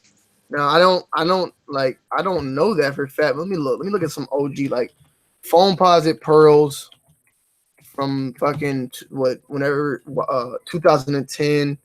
Trying to see the original. Just the original one. That is the original thing. No. This is even older. Let me see. What yeah, getting back to the bank account thing. 220. Huh? Somebody had asked you about D's bank account last night. I didn't want to go from that, but yeah, he did show his bank account. He showed his PayPal account. I don't know what the question was going to, but how much money did D have?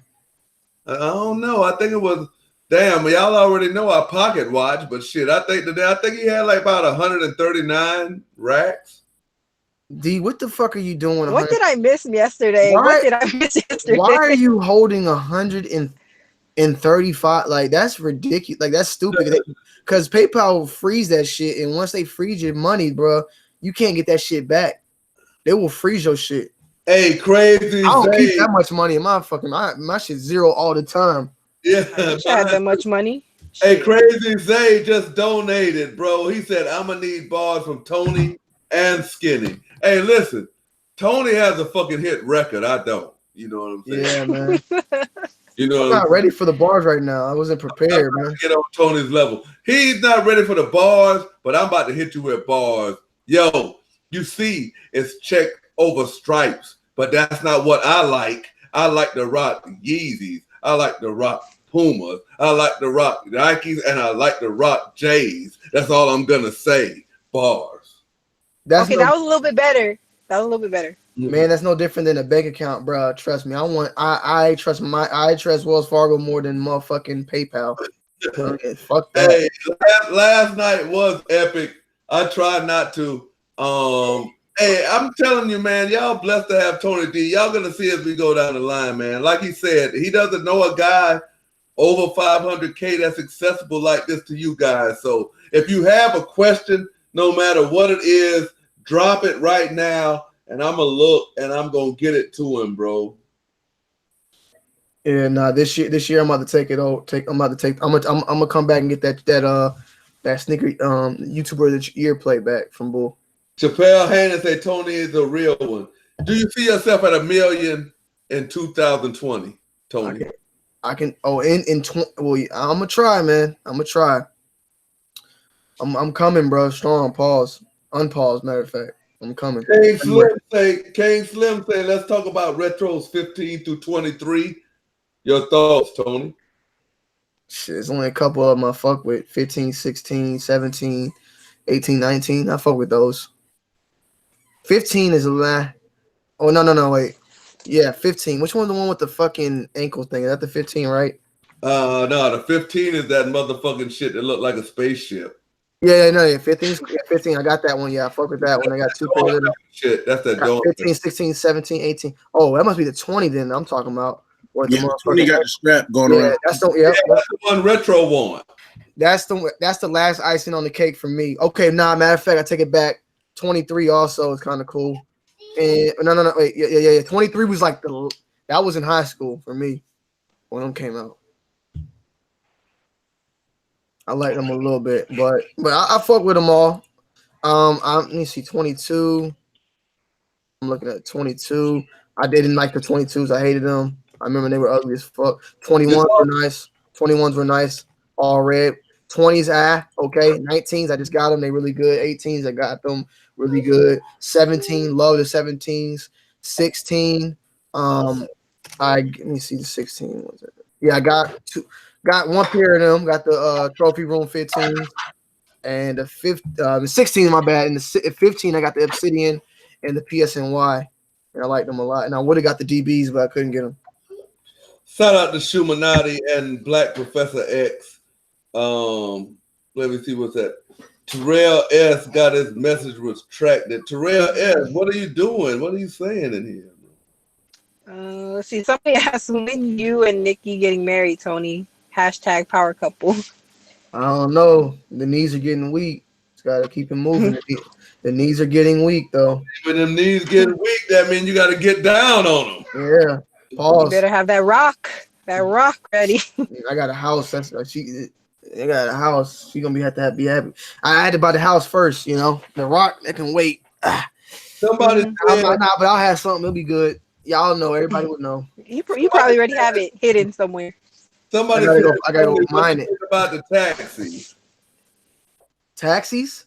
Are they finally coming out this year? Why does everybody keep talking about them shits? Them shits came out like 3 years ago. Everybody talk about it. Even Mike Rich be talking about getting taxis.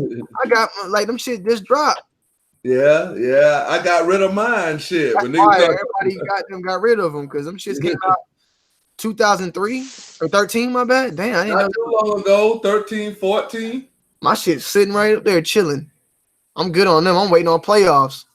Streetwear just donated. Yo, North Philly, you got the best cheese steaks. 2019. I'm gonna have a big plate. Bars. Black Professor. I gotta wait on the money. Bars. Everything costs money, man. Everything costs money, bro. You know Tony, I wanted to bring this here up because actually lately I've been running into what me and you talked about, but for up and coming YouTubers, I know Retro will want to hear this because it really made a lot of sense. Mm-hmm. You was like, when people get into the game, they reach out to you. I was one that reached out to you and was like, yo, Tony, you know what I'm saying? Give me some tips. Can we collab? Can we do something? Can you help my channel? And you said, once you agree to it and you do something, then 2 weeks from then, they don't make videos no more. Can you kind of like put it up there like what I meant? I think when you don't respond, it's just like you like, man, you know what I'm saying? I don't fuck with you, but if you can, the best way to explain that would be like Snipe is a perfect example. And me and Sniper Jones talked about this on the phone.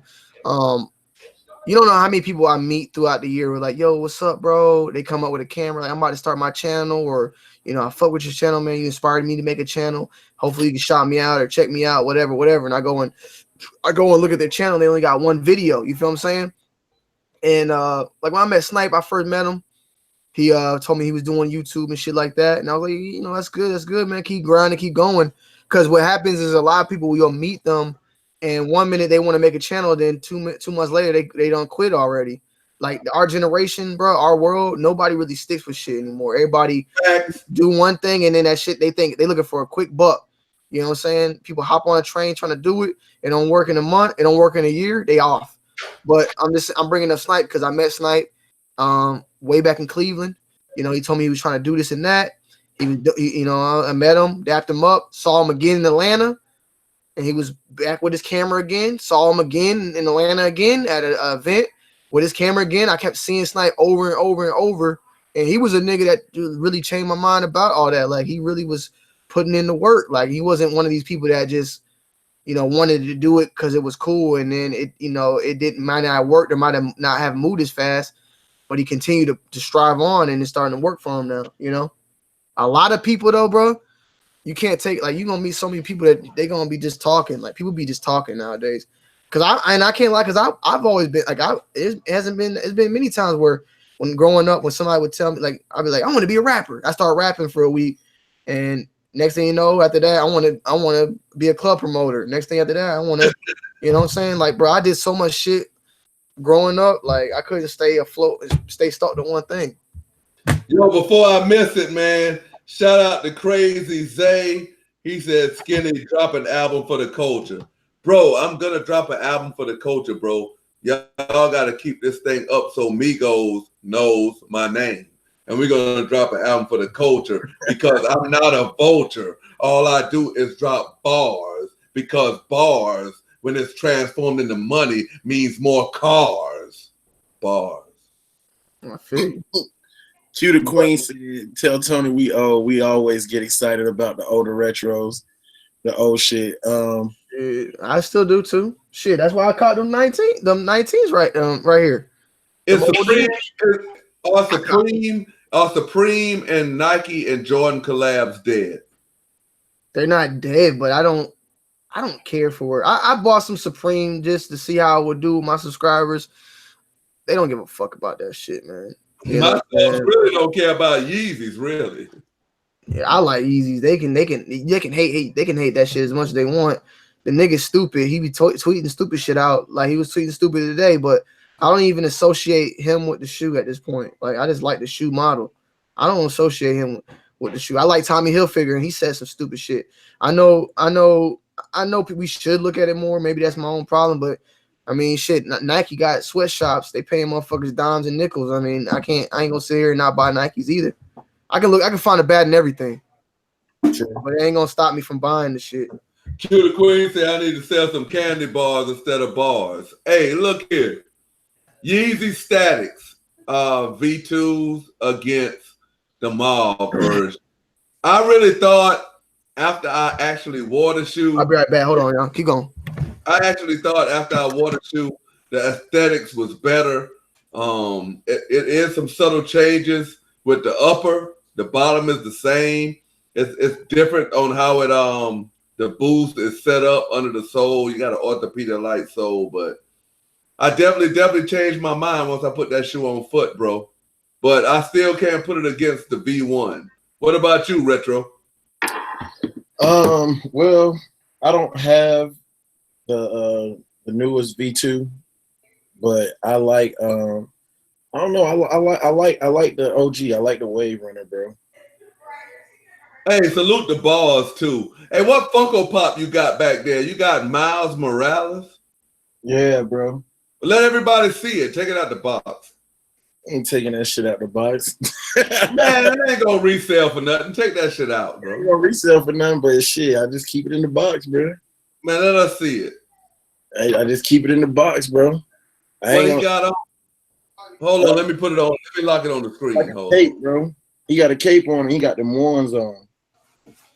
Okay, that's the Foot Locker exclusive. I have no idea what this is, bro. Oh, it don't say Foot Locker on it because I know like the go pick one up. Yo, so there's no special guest for the night beside me. You are the special guest. You are the fucking special guest, man. There's no special guest besides that. But you missed what I was saying. The Yeezy Static 700. Yeah. Did you try it on? Nah, I got them coming in though. Okay, well, okay. After I tried mine on, there are some differences. But we know every 700 that drop is differences. The Mob had the strap. These don't have a strap. Their tongue is stitched. And the Wave Runner is just like free balling. Pause. It's just no strap or nothing. Just the tongue is just just running on. But I was disappointed when I seen it come out the box firsthand, Tony. So I don't know how you are gonna be, but when I actually put it on foot, it's the most comfortable 700 out of the three. But I still like the Wave Runner the best. All right, bet. Yeah, I got them coming in. Hopefully, by Wednesday, Thursday. Shout out to Illmatic in the building. JoJo left. Do you see Sample at a point in 2020 where they'll be reaching out and collabing with maybe other content creators? Possibly, yeah. I mean, we did some stuff with Kais, and that did really well. We're just trying to get outside the YouTube realm. Like, it's like in reality, like I don't want to make it sound like I'm like an MLK or anything. Like I'm trying to lead a movement, but what I want to do is I want to make the word YouTuber, like, or the sneaker YouTubers, whatever. I want us to be more than just these people that do sneaker reviews on the internet. Like, I want us, like, we are labeled as influencers, but I feel like sometimes they give us we get a bad name at times. You know what I'm saying? Like, I want to be like if somebody asks me to do a article about them, I don't want to be labeled just like a sneaker YouTuber. Like, I want to be labeled like a content creator or just something more, because I feel like we do so much more like than just reviewing shoes. Maybe some people do, but I feel like you can't just look at Jock and just think of him like a sneaker YouTuber. Like, Jock is like a fucking, I don't know, he's a creator. He's a content creator. Like, he creates, different things. And as far as me, like, I don't know, I feel like I'll just bring my own thing as well. I feel like a lot of us do. So in order for us to get those collabs and stuff like that, I feel like we have to break that mold. Like, like you saw like Sneaker Shopping with did one with Casey Neistat, but they wouldn't do nothing with like any of us. And I'm not saying we deserve it. I'm just saying they wouldn't do it. But what Complex did with the full size run was a little different. So I respect them for that. That's what I was about to say. Trinidad James, AT Alien, Yeah. South Carolina ties as well. Full size run. He started with what? Camp James on YouTube. A rapper. Where do you see YouTube as far as sneaker YouTube? Do you see the conglomerates like getting with the shoe tubers they want and ending up running it? Like, Adidas gonna have their set of shoe tubers, Nike's gonna have their set. That's funny. That's funny. See, that's funny though. That's something I could see happen, but it won't happen until they take it serious. You know what I'm saying? Which I don't feel like they fully do. I feel like they take us like, you get the vibe at certain things. Adidas, they show love, bro. But like Jordan brand, like there's been time we've been invited to like Jordan events, and it's like they will invite us to come get early looks and do shit. But when it come to copping stuff, we can only it's hard to say stuff without sounding like a dickhead. I'm just gonna say it 100 because people are not gonna understand what I'm trying to say. But we get invited to come and showcase these events and do stuff at these events, but sometimes we maybe just treat it as if we're just somebody on the outside. We have to wait in line or whatever it may be. But they want us to come in there and capture stuff, but not give us all the perks along with it. Like, we're not one hand washing the other's back. So I just feel like sometimes we got to get some respect on our names, because believe it or not, like, we do. I won't even say like, I don't like to say I influence people to buy stuff, but I get people to look to decide. I help people decide whether to buy it. You know what I'm saying? But we're not gonna get there where you're talking about until we have respect on our name. And I'm not saying they have to look at us like we're athletes or rappers, but we have to be something. You know what I'm saying? Something more than just a YouTuber, a thing on the internet. That's what I was about to say. The Rock, Dwayne Johnson, he made a statement. He said, "I feel like I can run for president because when you look at me, everybody sees me in them. White, black, anybody. I'm everybody. I can relate to everybody. When people sees me, white people aren't scared of me. Black people aren't scared of me. Koreans, nobody's scared of me because I'm The Rock." Yeah. When I look at you, Tony, I feel like you're the perfect person to ask this question. Black sneaker YouTube, white sneaker YouTube. the differences? And do you see black sneaker YouTube is more of a crab in the bucket and white sneaker YouTube is more as brand friendly? Or do you see black sneaker YouTube with the capabilities of it just being just YouTube, no color? No, there's definitely a color. There's definitely a color. It's not, I wouldn't say issue, but definitely color that plays. It's hard to say it, bro, but like, I mean, you just can look at it. You know what I'm saying? We accept when we think of black people, you know, we think of ourselves as real, you know, as real as it get, uncut, raw, ourselves. You know what I'm saying? And we think of white, we think of like clean, cut, you know, professional, informed, uniformed, you know what I'm saying? Like done to the T, you know what I'm saying? So I wouldn't say at the same time, like I would say, I don't know if you like, there's people that do the uncut raw shit, and there's people that do the clean cut thing, and it tends to be the uncut and raw is the more black side of YouTube, and the clean is the more white. You know what I'm saying? However, there's crossings there. Cousteau is not uncut and raw. He's pretty uniform. Bull is kind of in the middle, close. Me and Bull are pretty in the middle. You feel what I'm saying? Like, yeah, until Bacardi Bull comes out. Yeah, I feel like, and I don't want to toot my own horn, but I mean, chat, let me know. I feel like I'm pretty balanced when you think about it. Like, I can be very professional, quality, cut, clean when it comes to certain things, but I still pop a pussy pop on the handstand, back at it like a crack at it, whatever. Speak. Do you think you get more flexibility by saying, "Yo, Tony Digital pussy popping on the handstand," because you're mixed, whereas somebody else would come out and be like, "Hey, you know what I'm saying? This is your boy Skinny. I'm back with a review, man. Fuck these bitches. I'm pussy popping on a fucking handstand." So you're saying, so you're saying like, do you? You know what? Like, so you're saying like you thinking that like I get more leeway from. Yeah. Do you think you're more brand friendly because like for every self-filer, like you have a self-filer, but you have a he got kicks as well. Yeah. I don't know if you're familiar with He Got Kicks, but he's a white YouTuber up and coming. But his videos are more presented in a African American way than a self-filer gets behind the green screen, shows the stuff. Kais does his mall vlogs. Furtnick, the real Ray, he does his thing, and it's kind of like a catch-22 because Ari, he can go on a rampage and trash white sneaker YouTubers and don't get the same flack as Damn D gets for trashing black sneaker. I think the best way to say it is how is the saying that we all say, like, as a black man, it's always like 10 times harder for us. You see what I'm saying?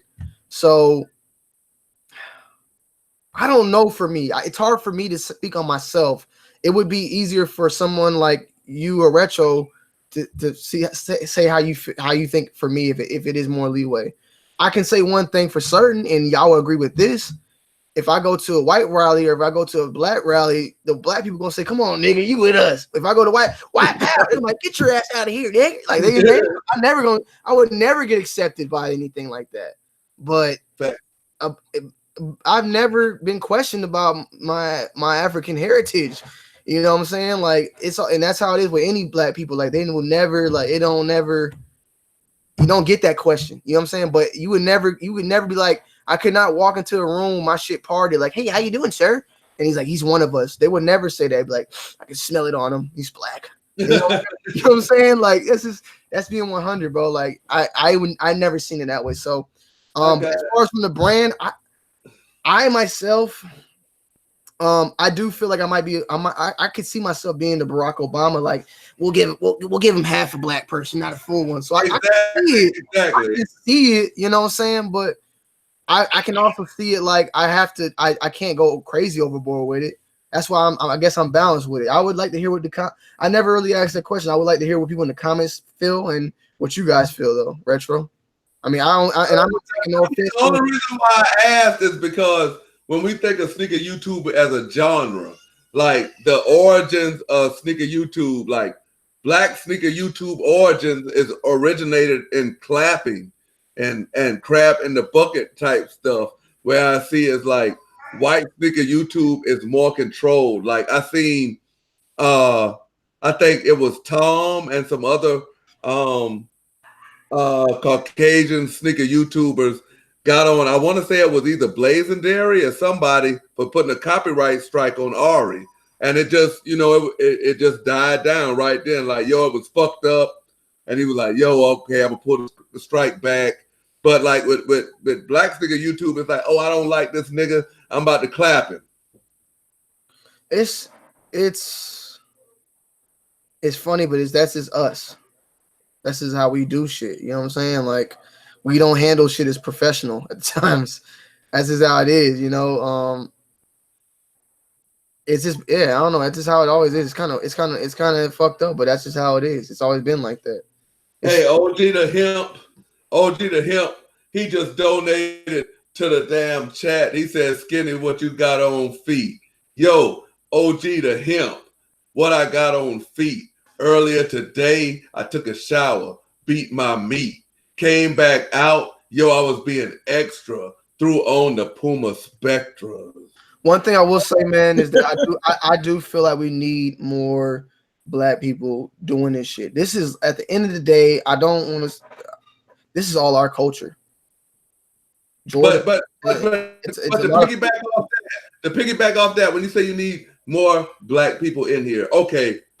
Perfect example. Well, there is more black people here, but we need them somehow. I don't know if it's us needing to enhance our creativity or enhance our quality. I don't know. That's what I was about to say. That's exactly what I was about to say, Tony. I'm a year in.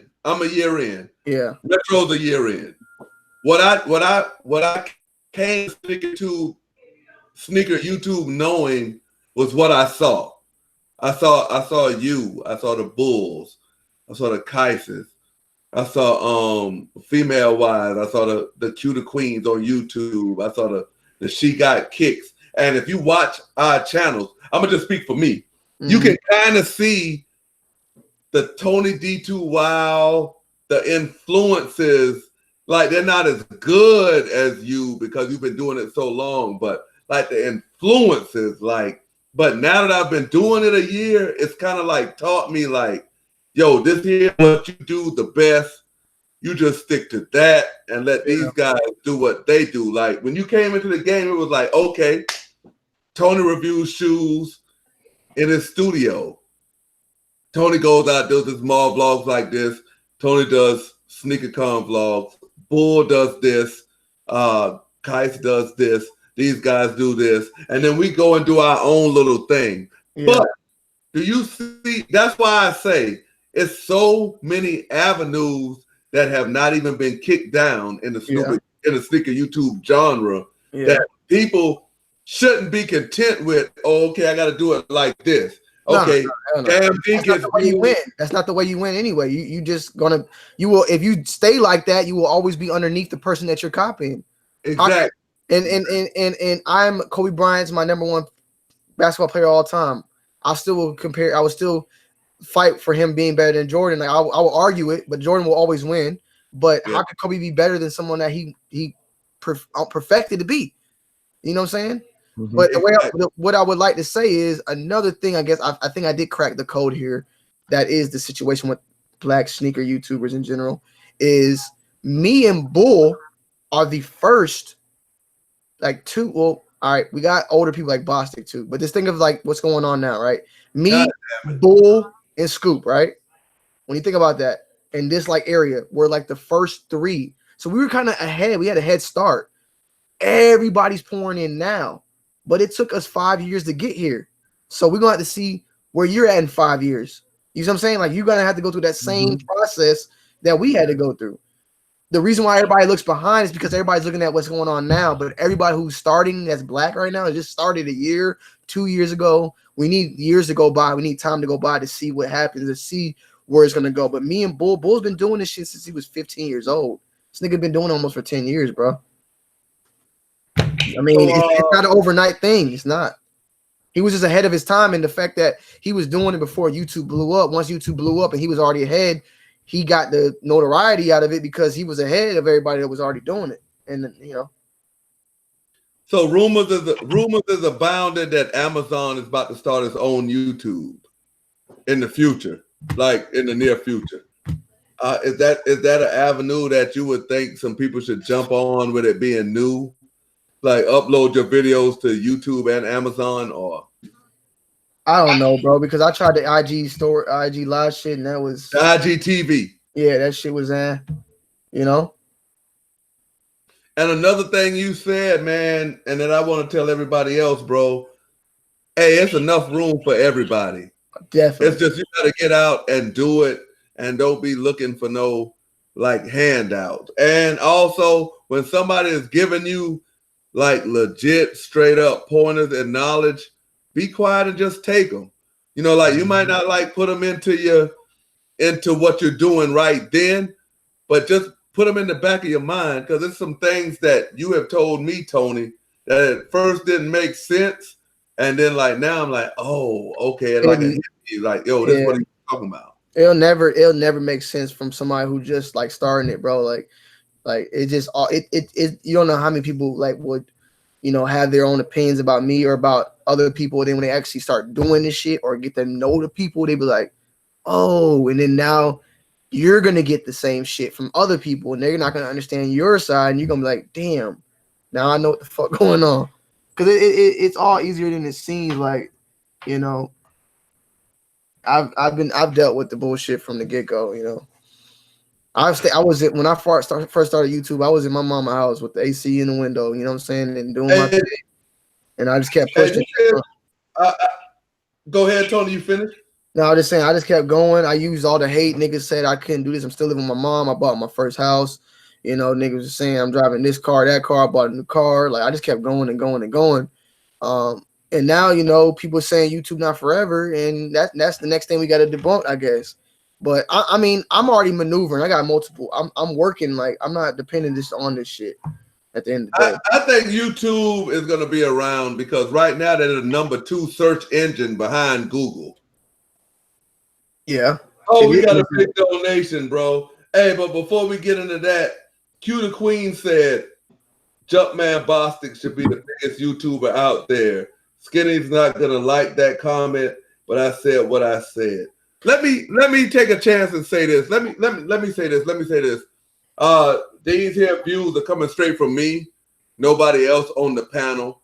But this is why I have a problem with people like Jumpman Bostic and other people of that nature. Okay, Jumpman Bostic was a police officer.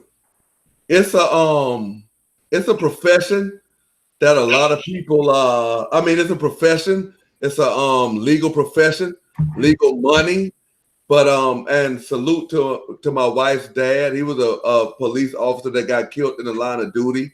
But when I think of police officers, when I think of sneaker YouTube, when I think of sneaker culture, where I came from in the 80s and the 90s, when the crack epidemic hit, when people were selling crack, when people were selling drugs to go to the stores every night to get a fresh pair of kicks.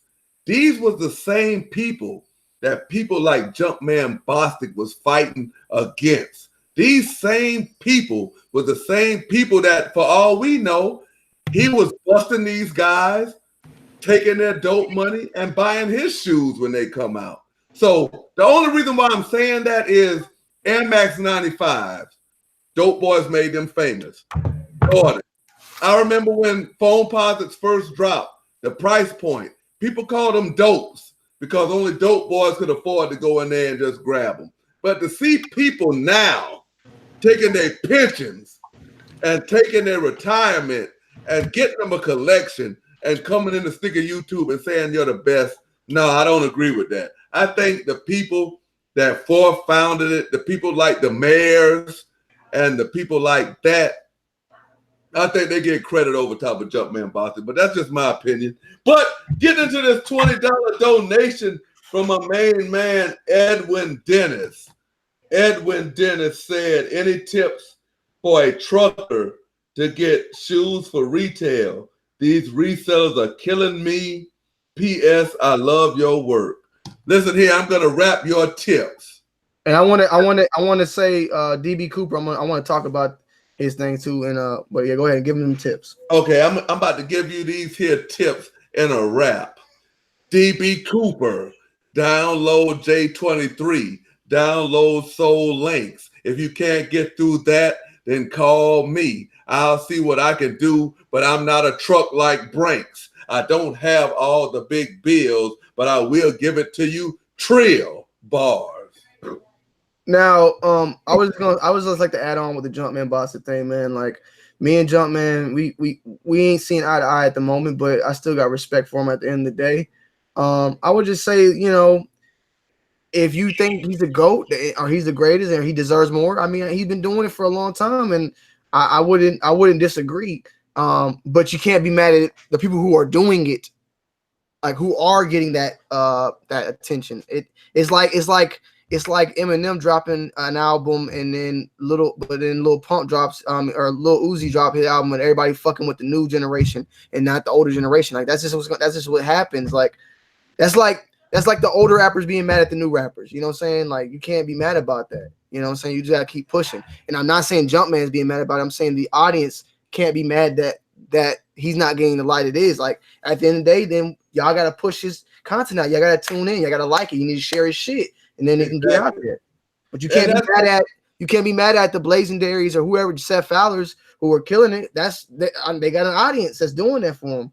And last thing I just want to say, DB Cooper's, I got to pill out by 10:30, by the way, too. Okay. Yeah, I want to say Mr. DB Cooper's made a good point, man. And this is just in general. It's like any business. You can't be scared to fail. Keep moving forward. Keep moving towards your goal and let the haters keep moving their mouths. Like, you know, in reality, like when you really think about it, like YouTube doing it as a job and putting my full power into it is scary. It's definitely scary because it can fail any moment. Then what happens? Right now, if YouTube blew up right now, whoa, what's going to happen? You know, like I got everything. I got a dog. I got a miniature family. I got all this shit. What's going to happen? You know, am I going to allow that fear to not allow me to get this money now? Like, I'm going to do what the fuck I got to do. And if that shit blow up tomorrow, then I'm going to figure out what the fuck I do then. If a nigga got to go to work at Walmart 40 hours a week to get that money, it is what it is. But I ain't gonna never let something fear me and stop me from getting that check. Facts. That's it. Fear is a lot of people. Fear fucks a lot of people up. That's why people go and get these. You know, people don't want to jump off the boat because they rather just get on the bus and follow that singular path of life that's in order and organized. I like my shit unorganized. I'm gonna take that risk, bro. And if it fail, I ain't gonna be mad at anybody. I'm gonna be like, God damn, this shit fucked up. Well, hey, I bought a house off of it. I bought a Challenger off of it. Hey, it got me a Challenger. It got me a house. It got me this and that. Like everything I got. It got me all these shoes. Time to flip them. I made a profit off of that. Like I'm gonna look at everything I got out of the shit. At the end of the day, I'm definitely gonna come out not empty-handed. You know what I'm saying? Yeah, go ahead. Exactly. OG Kick said YouTube can blow up just like you can get laid off at a job. Perfect. Yeah.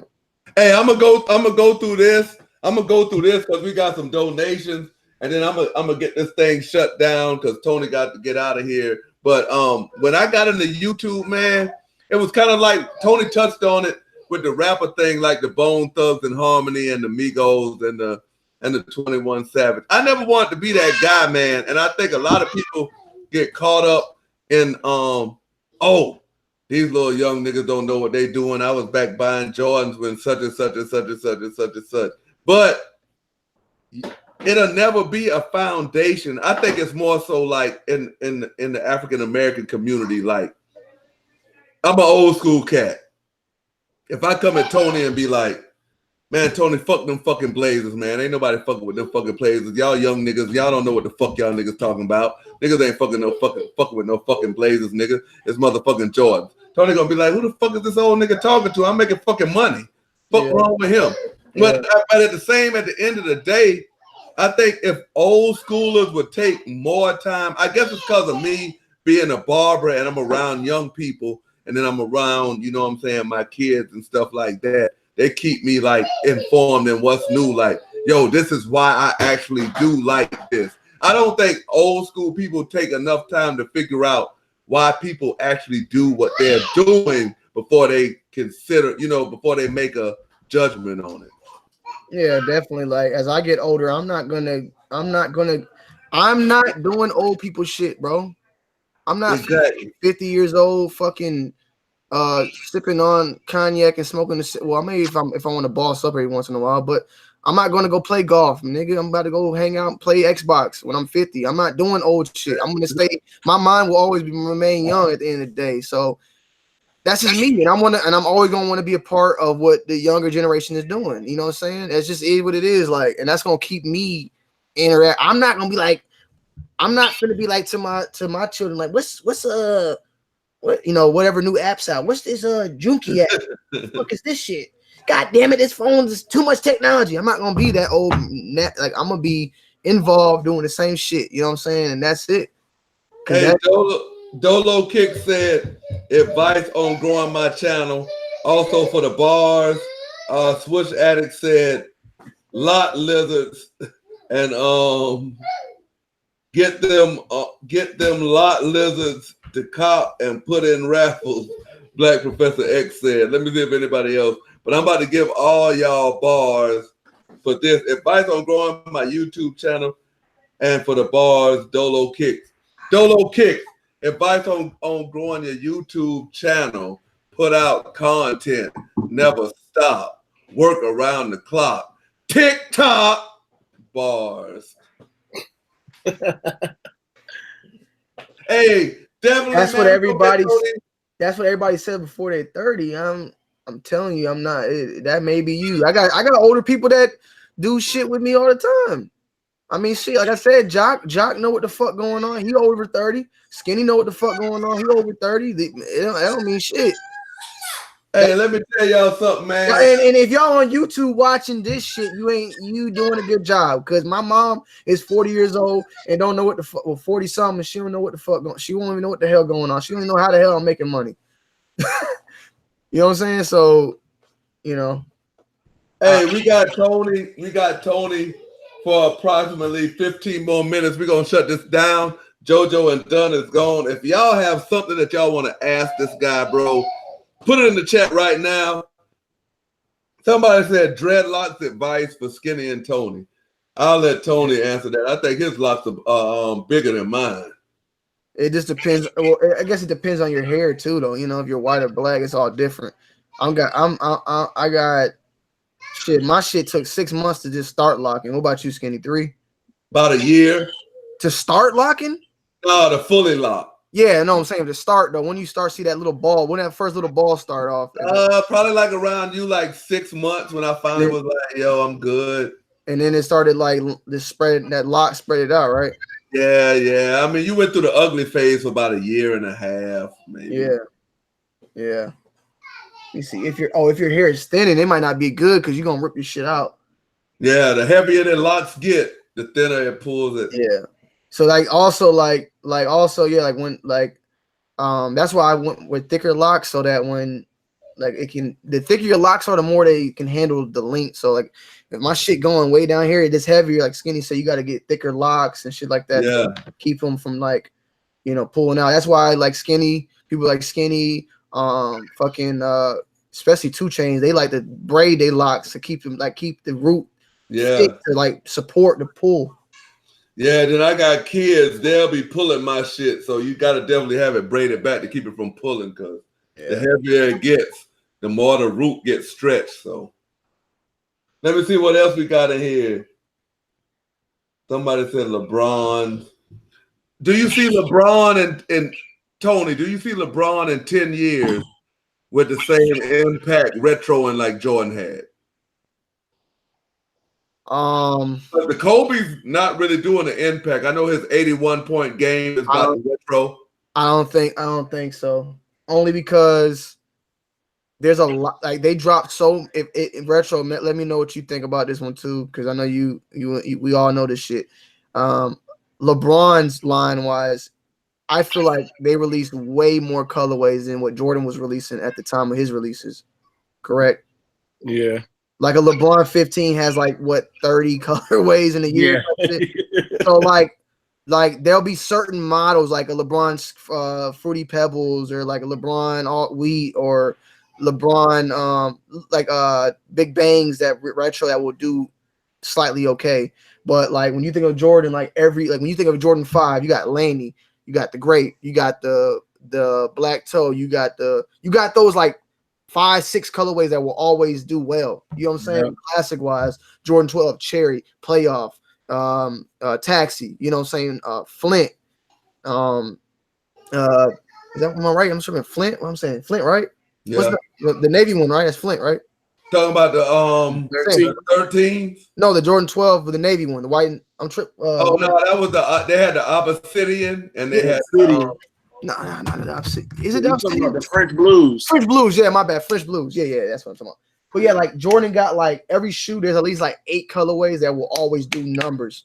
But LeBron, he got like 50, bro. Like it's too many, bro. He dish him out, man. Yeah.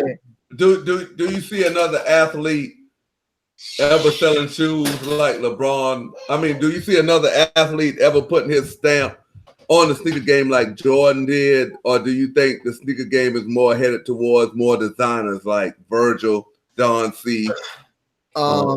Yeah, maybe more so in that way. If LeBron couldn't get his own thing, like I mean, it probably me. I mean, I won't say it's too late, but because like shit, Jordan got it in what?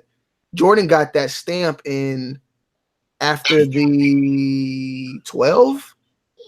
Probably after the 11s, the stamp. The 11 had the Nike Air in it still though, so it was still a Nike product.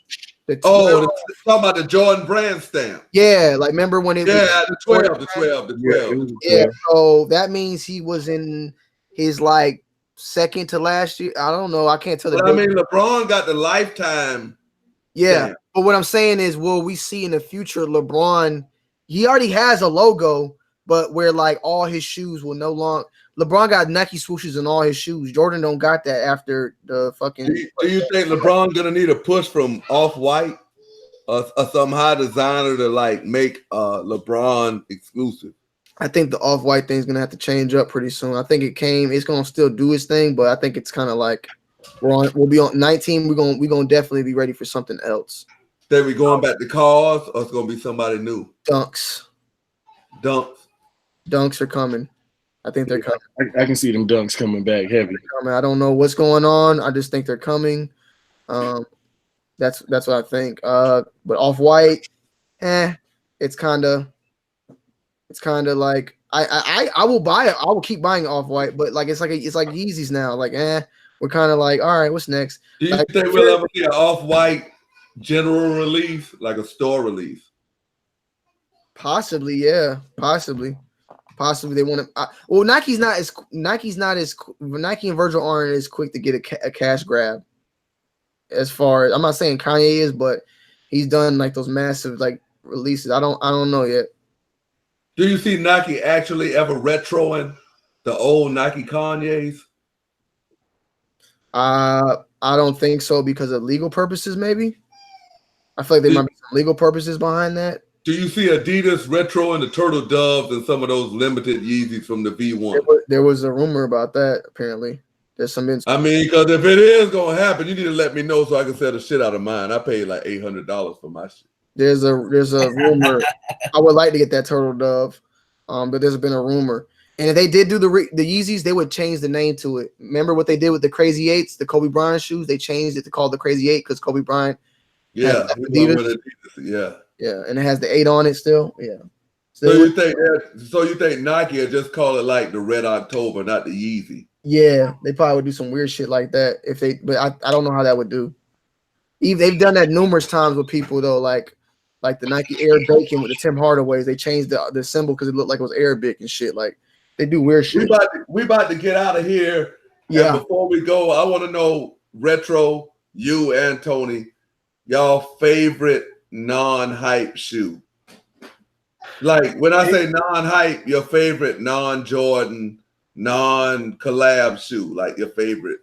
This year, like a past, or like in general, my collection. In all, yeah. Like my favorite is the Jason Kidd 95, the black and white joint with the big eyes, the alien joint. Yeah. You said non-Jordans? I got a pair of those. Yeah, non-Jordans, just like your favorite shoe, like growing up, that you came on, you like, yo, this here is fire? Growing up, that's a whole nother thing. Man, it was a pair. I don't even know the name of them. They came out in the 90s. So it was some my sister and I, man, we was heavy on them. They came out, they looked like, man, it's kind of hard to say what they look like. They was like, it kind of had like the cloth on them. It was like a cloth upper, but they were Nikes, and they had a little Nike check on the side, and the bottom of the shoe would be like a solid base of white. And so like they had the black and white pair. They had the pair that was like, they were Did they kind of like remind you of the Travis Scott? It's like the Jules. I don't know the name of them. That was like my first shoe that I like. You know what the Air Force One Jewel? Type that in. That sound like what you're talking about, kind of. Like the check is small. You said Air Force One? Jewel, yeah, Jewel. Shoe. Type in Air Force One Jewel shoe. But they got so many different versions of them, so I don't know. Somebody said they was rocking that Fat Farm. No, they look like all right, hold on. Man, I wish I had a picture of me wearing them joints when I was a kid. They was plain, bro. They kind of reminded me of The picture I sent you though? I mean the shoe I talking about? Yeah. No, hold on. You know what? I think I got a shoe right here that kind of would remind me of it. Damn, them shits. They're not here. All right, here. I'll go with this polo shoe. I can't even tell. I honestly couldn't even tell you right now, like as far as the non-hype shoe for me. But I mean, I'm looking at some of my shoes on the wall right here. They kind of look like these, but they had a different shape, and they just had a Nike check on them right here. And they came out with tan and black, all white. They had black and white. I mean, tan and blue checks on them. And they That's were the boat shoes. No, but they didn't look like this. But they had like a cloth material like this. But they were some Nikes, man. They came out in the 90s, man. I had them in like 94, 95. So what would you say, Tony? I know Soulmates told me theirs was like the Grant Hill Felines. Man, I can't even. I'm looking at shoes right now, man. One shoe I guess that like I liked a lot. This is gonna throw y'all off because I had to really think about it. But like one shoe I really did like getting, it was kind of like a little hype, but it was. My mom had the shoes, and I used to love them when she got them back in the 90s. The Jordan 14 Low Laneys. Okay. But it's so many of them. I can't really say, man. Like because a hype shoe I really love, one of my favorite shoes in my collection. It's a little bit of hype. Is the Bo Jackson ATL, the ATL 96, the Olympics Bo Jacksons. That's one of my favorite shoes. I haven't worn that shoe yet. It's still dead stock. What you think about the Gary Payton gloves? Yeah, I still got a pair of those as well. Still got the OG pair of that. What do you think?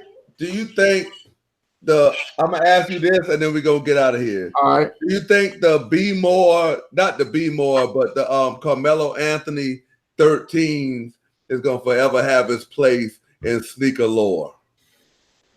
The Carmelo 13s? Yeah, the black and yellow joints. What about them now? What are they gonna forever just have their own place in sneaker history because of the restock and the malfunction and all that? Probably not, because it's happened before with the Jordan 11 with the Legend Blue. It happened the same thing. They had the grades drop with old Jordan boxes, and I went and copped the pair for like $90 on the Legend Blue 11s. So it's happened. That same situation. And even like, remember like back in the day, they had like a Jordan 9 powder blues that had dropped that were fucked up or something that came with like a orange box that like, yeah. Remember, it's been a couple. And the snakeskin 4s too. Yeah. So as I'm saying, there's been a couple of situations like that. So I don't think so much. Nah. Hey, so what y'all I appreciate that, Mike Rivas. I appreciate that. We definitely about to get out of here, man. Retro, all man. Right. Start the stuff out if you got anything to say before we go. Man, it's your boy, the Retro Wiz Kid, the shoeologist, man. Y'all can find me on YouTube at the Retro Wiz Kid, as well as on IG. Appreciate you pulling up, Tony, taking the time today. Happy New Year to everyone, and y'all stay blessed, man. All right. Yeah. Hey, Skinny, man, thanks for having me. I definitely we'll make sure to pop up sometime if you need an extra slot on the podcast as like a host or something from time to time. I don't mind coming through and helping and starting. You're all right and pulling up, man. I don't mind it. I'll be tuning in. You got the number, Retro. Appreciate you for coming on as well. Duns is gone. Thank him. Go and JoJo as well. And yeah, man. Thank you everybody in the chat. 200 plus the whole time. Appreciate that. And yeah, I'll be back ASAP. Rocky. Hey, and you know me, man. I'm Mr. Skinny, man, aka first name Fame, last name Us. And man, we delivering to you in 2019, man. I couldn't think of a better guest to kick off 2019. He actually kicked off the Anytime Live. It was the Anytime podcast at the time, ToNYD2WiLD. And one thing he said to me that I took with me and influenced me, he was like, yo, I did the first show, but you kept it going. A lot of people say like Anytime is just built on drama and all that, but yeah, the drama podcasts do draw the views, but without the regular every week podcast, we wouldn't have a substantial foundation to stand on for when those big podcasts come. Yeah. So I definitely want to salute the Anytimers for coming out every week, no matter who we have as a guest. And let me end it off with a bang bang real quick.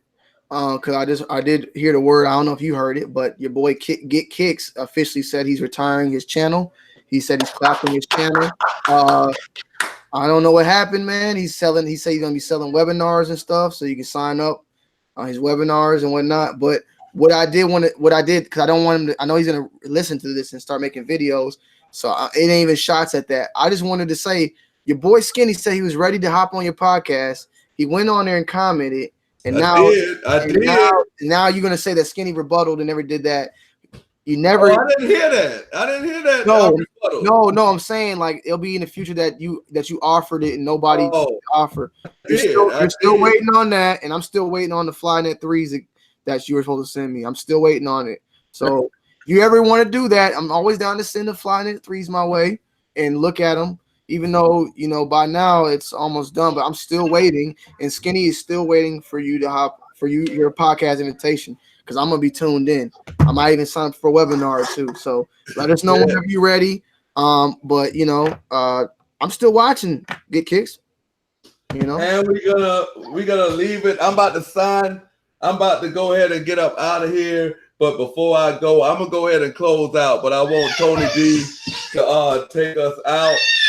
Because, I always like when he ends his videos, checking in, checking out. Yes, and we're going to get out of here. But definitely, man, Tony, I definitely want you to tell the people what is the latest, livest, unscripted live show on YouTube, bro. Skinny Anytime Podcast, man. You already know what it is. Your boy ToNYD2WiLD checking in once again.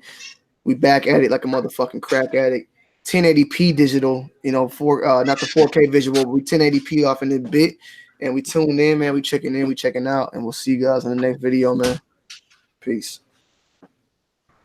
Salute. Out of here, bro.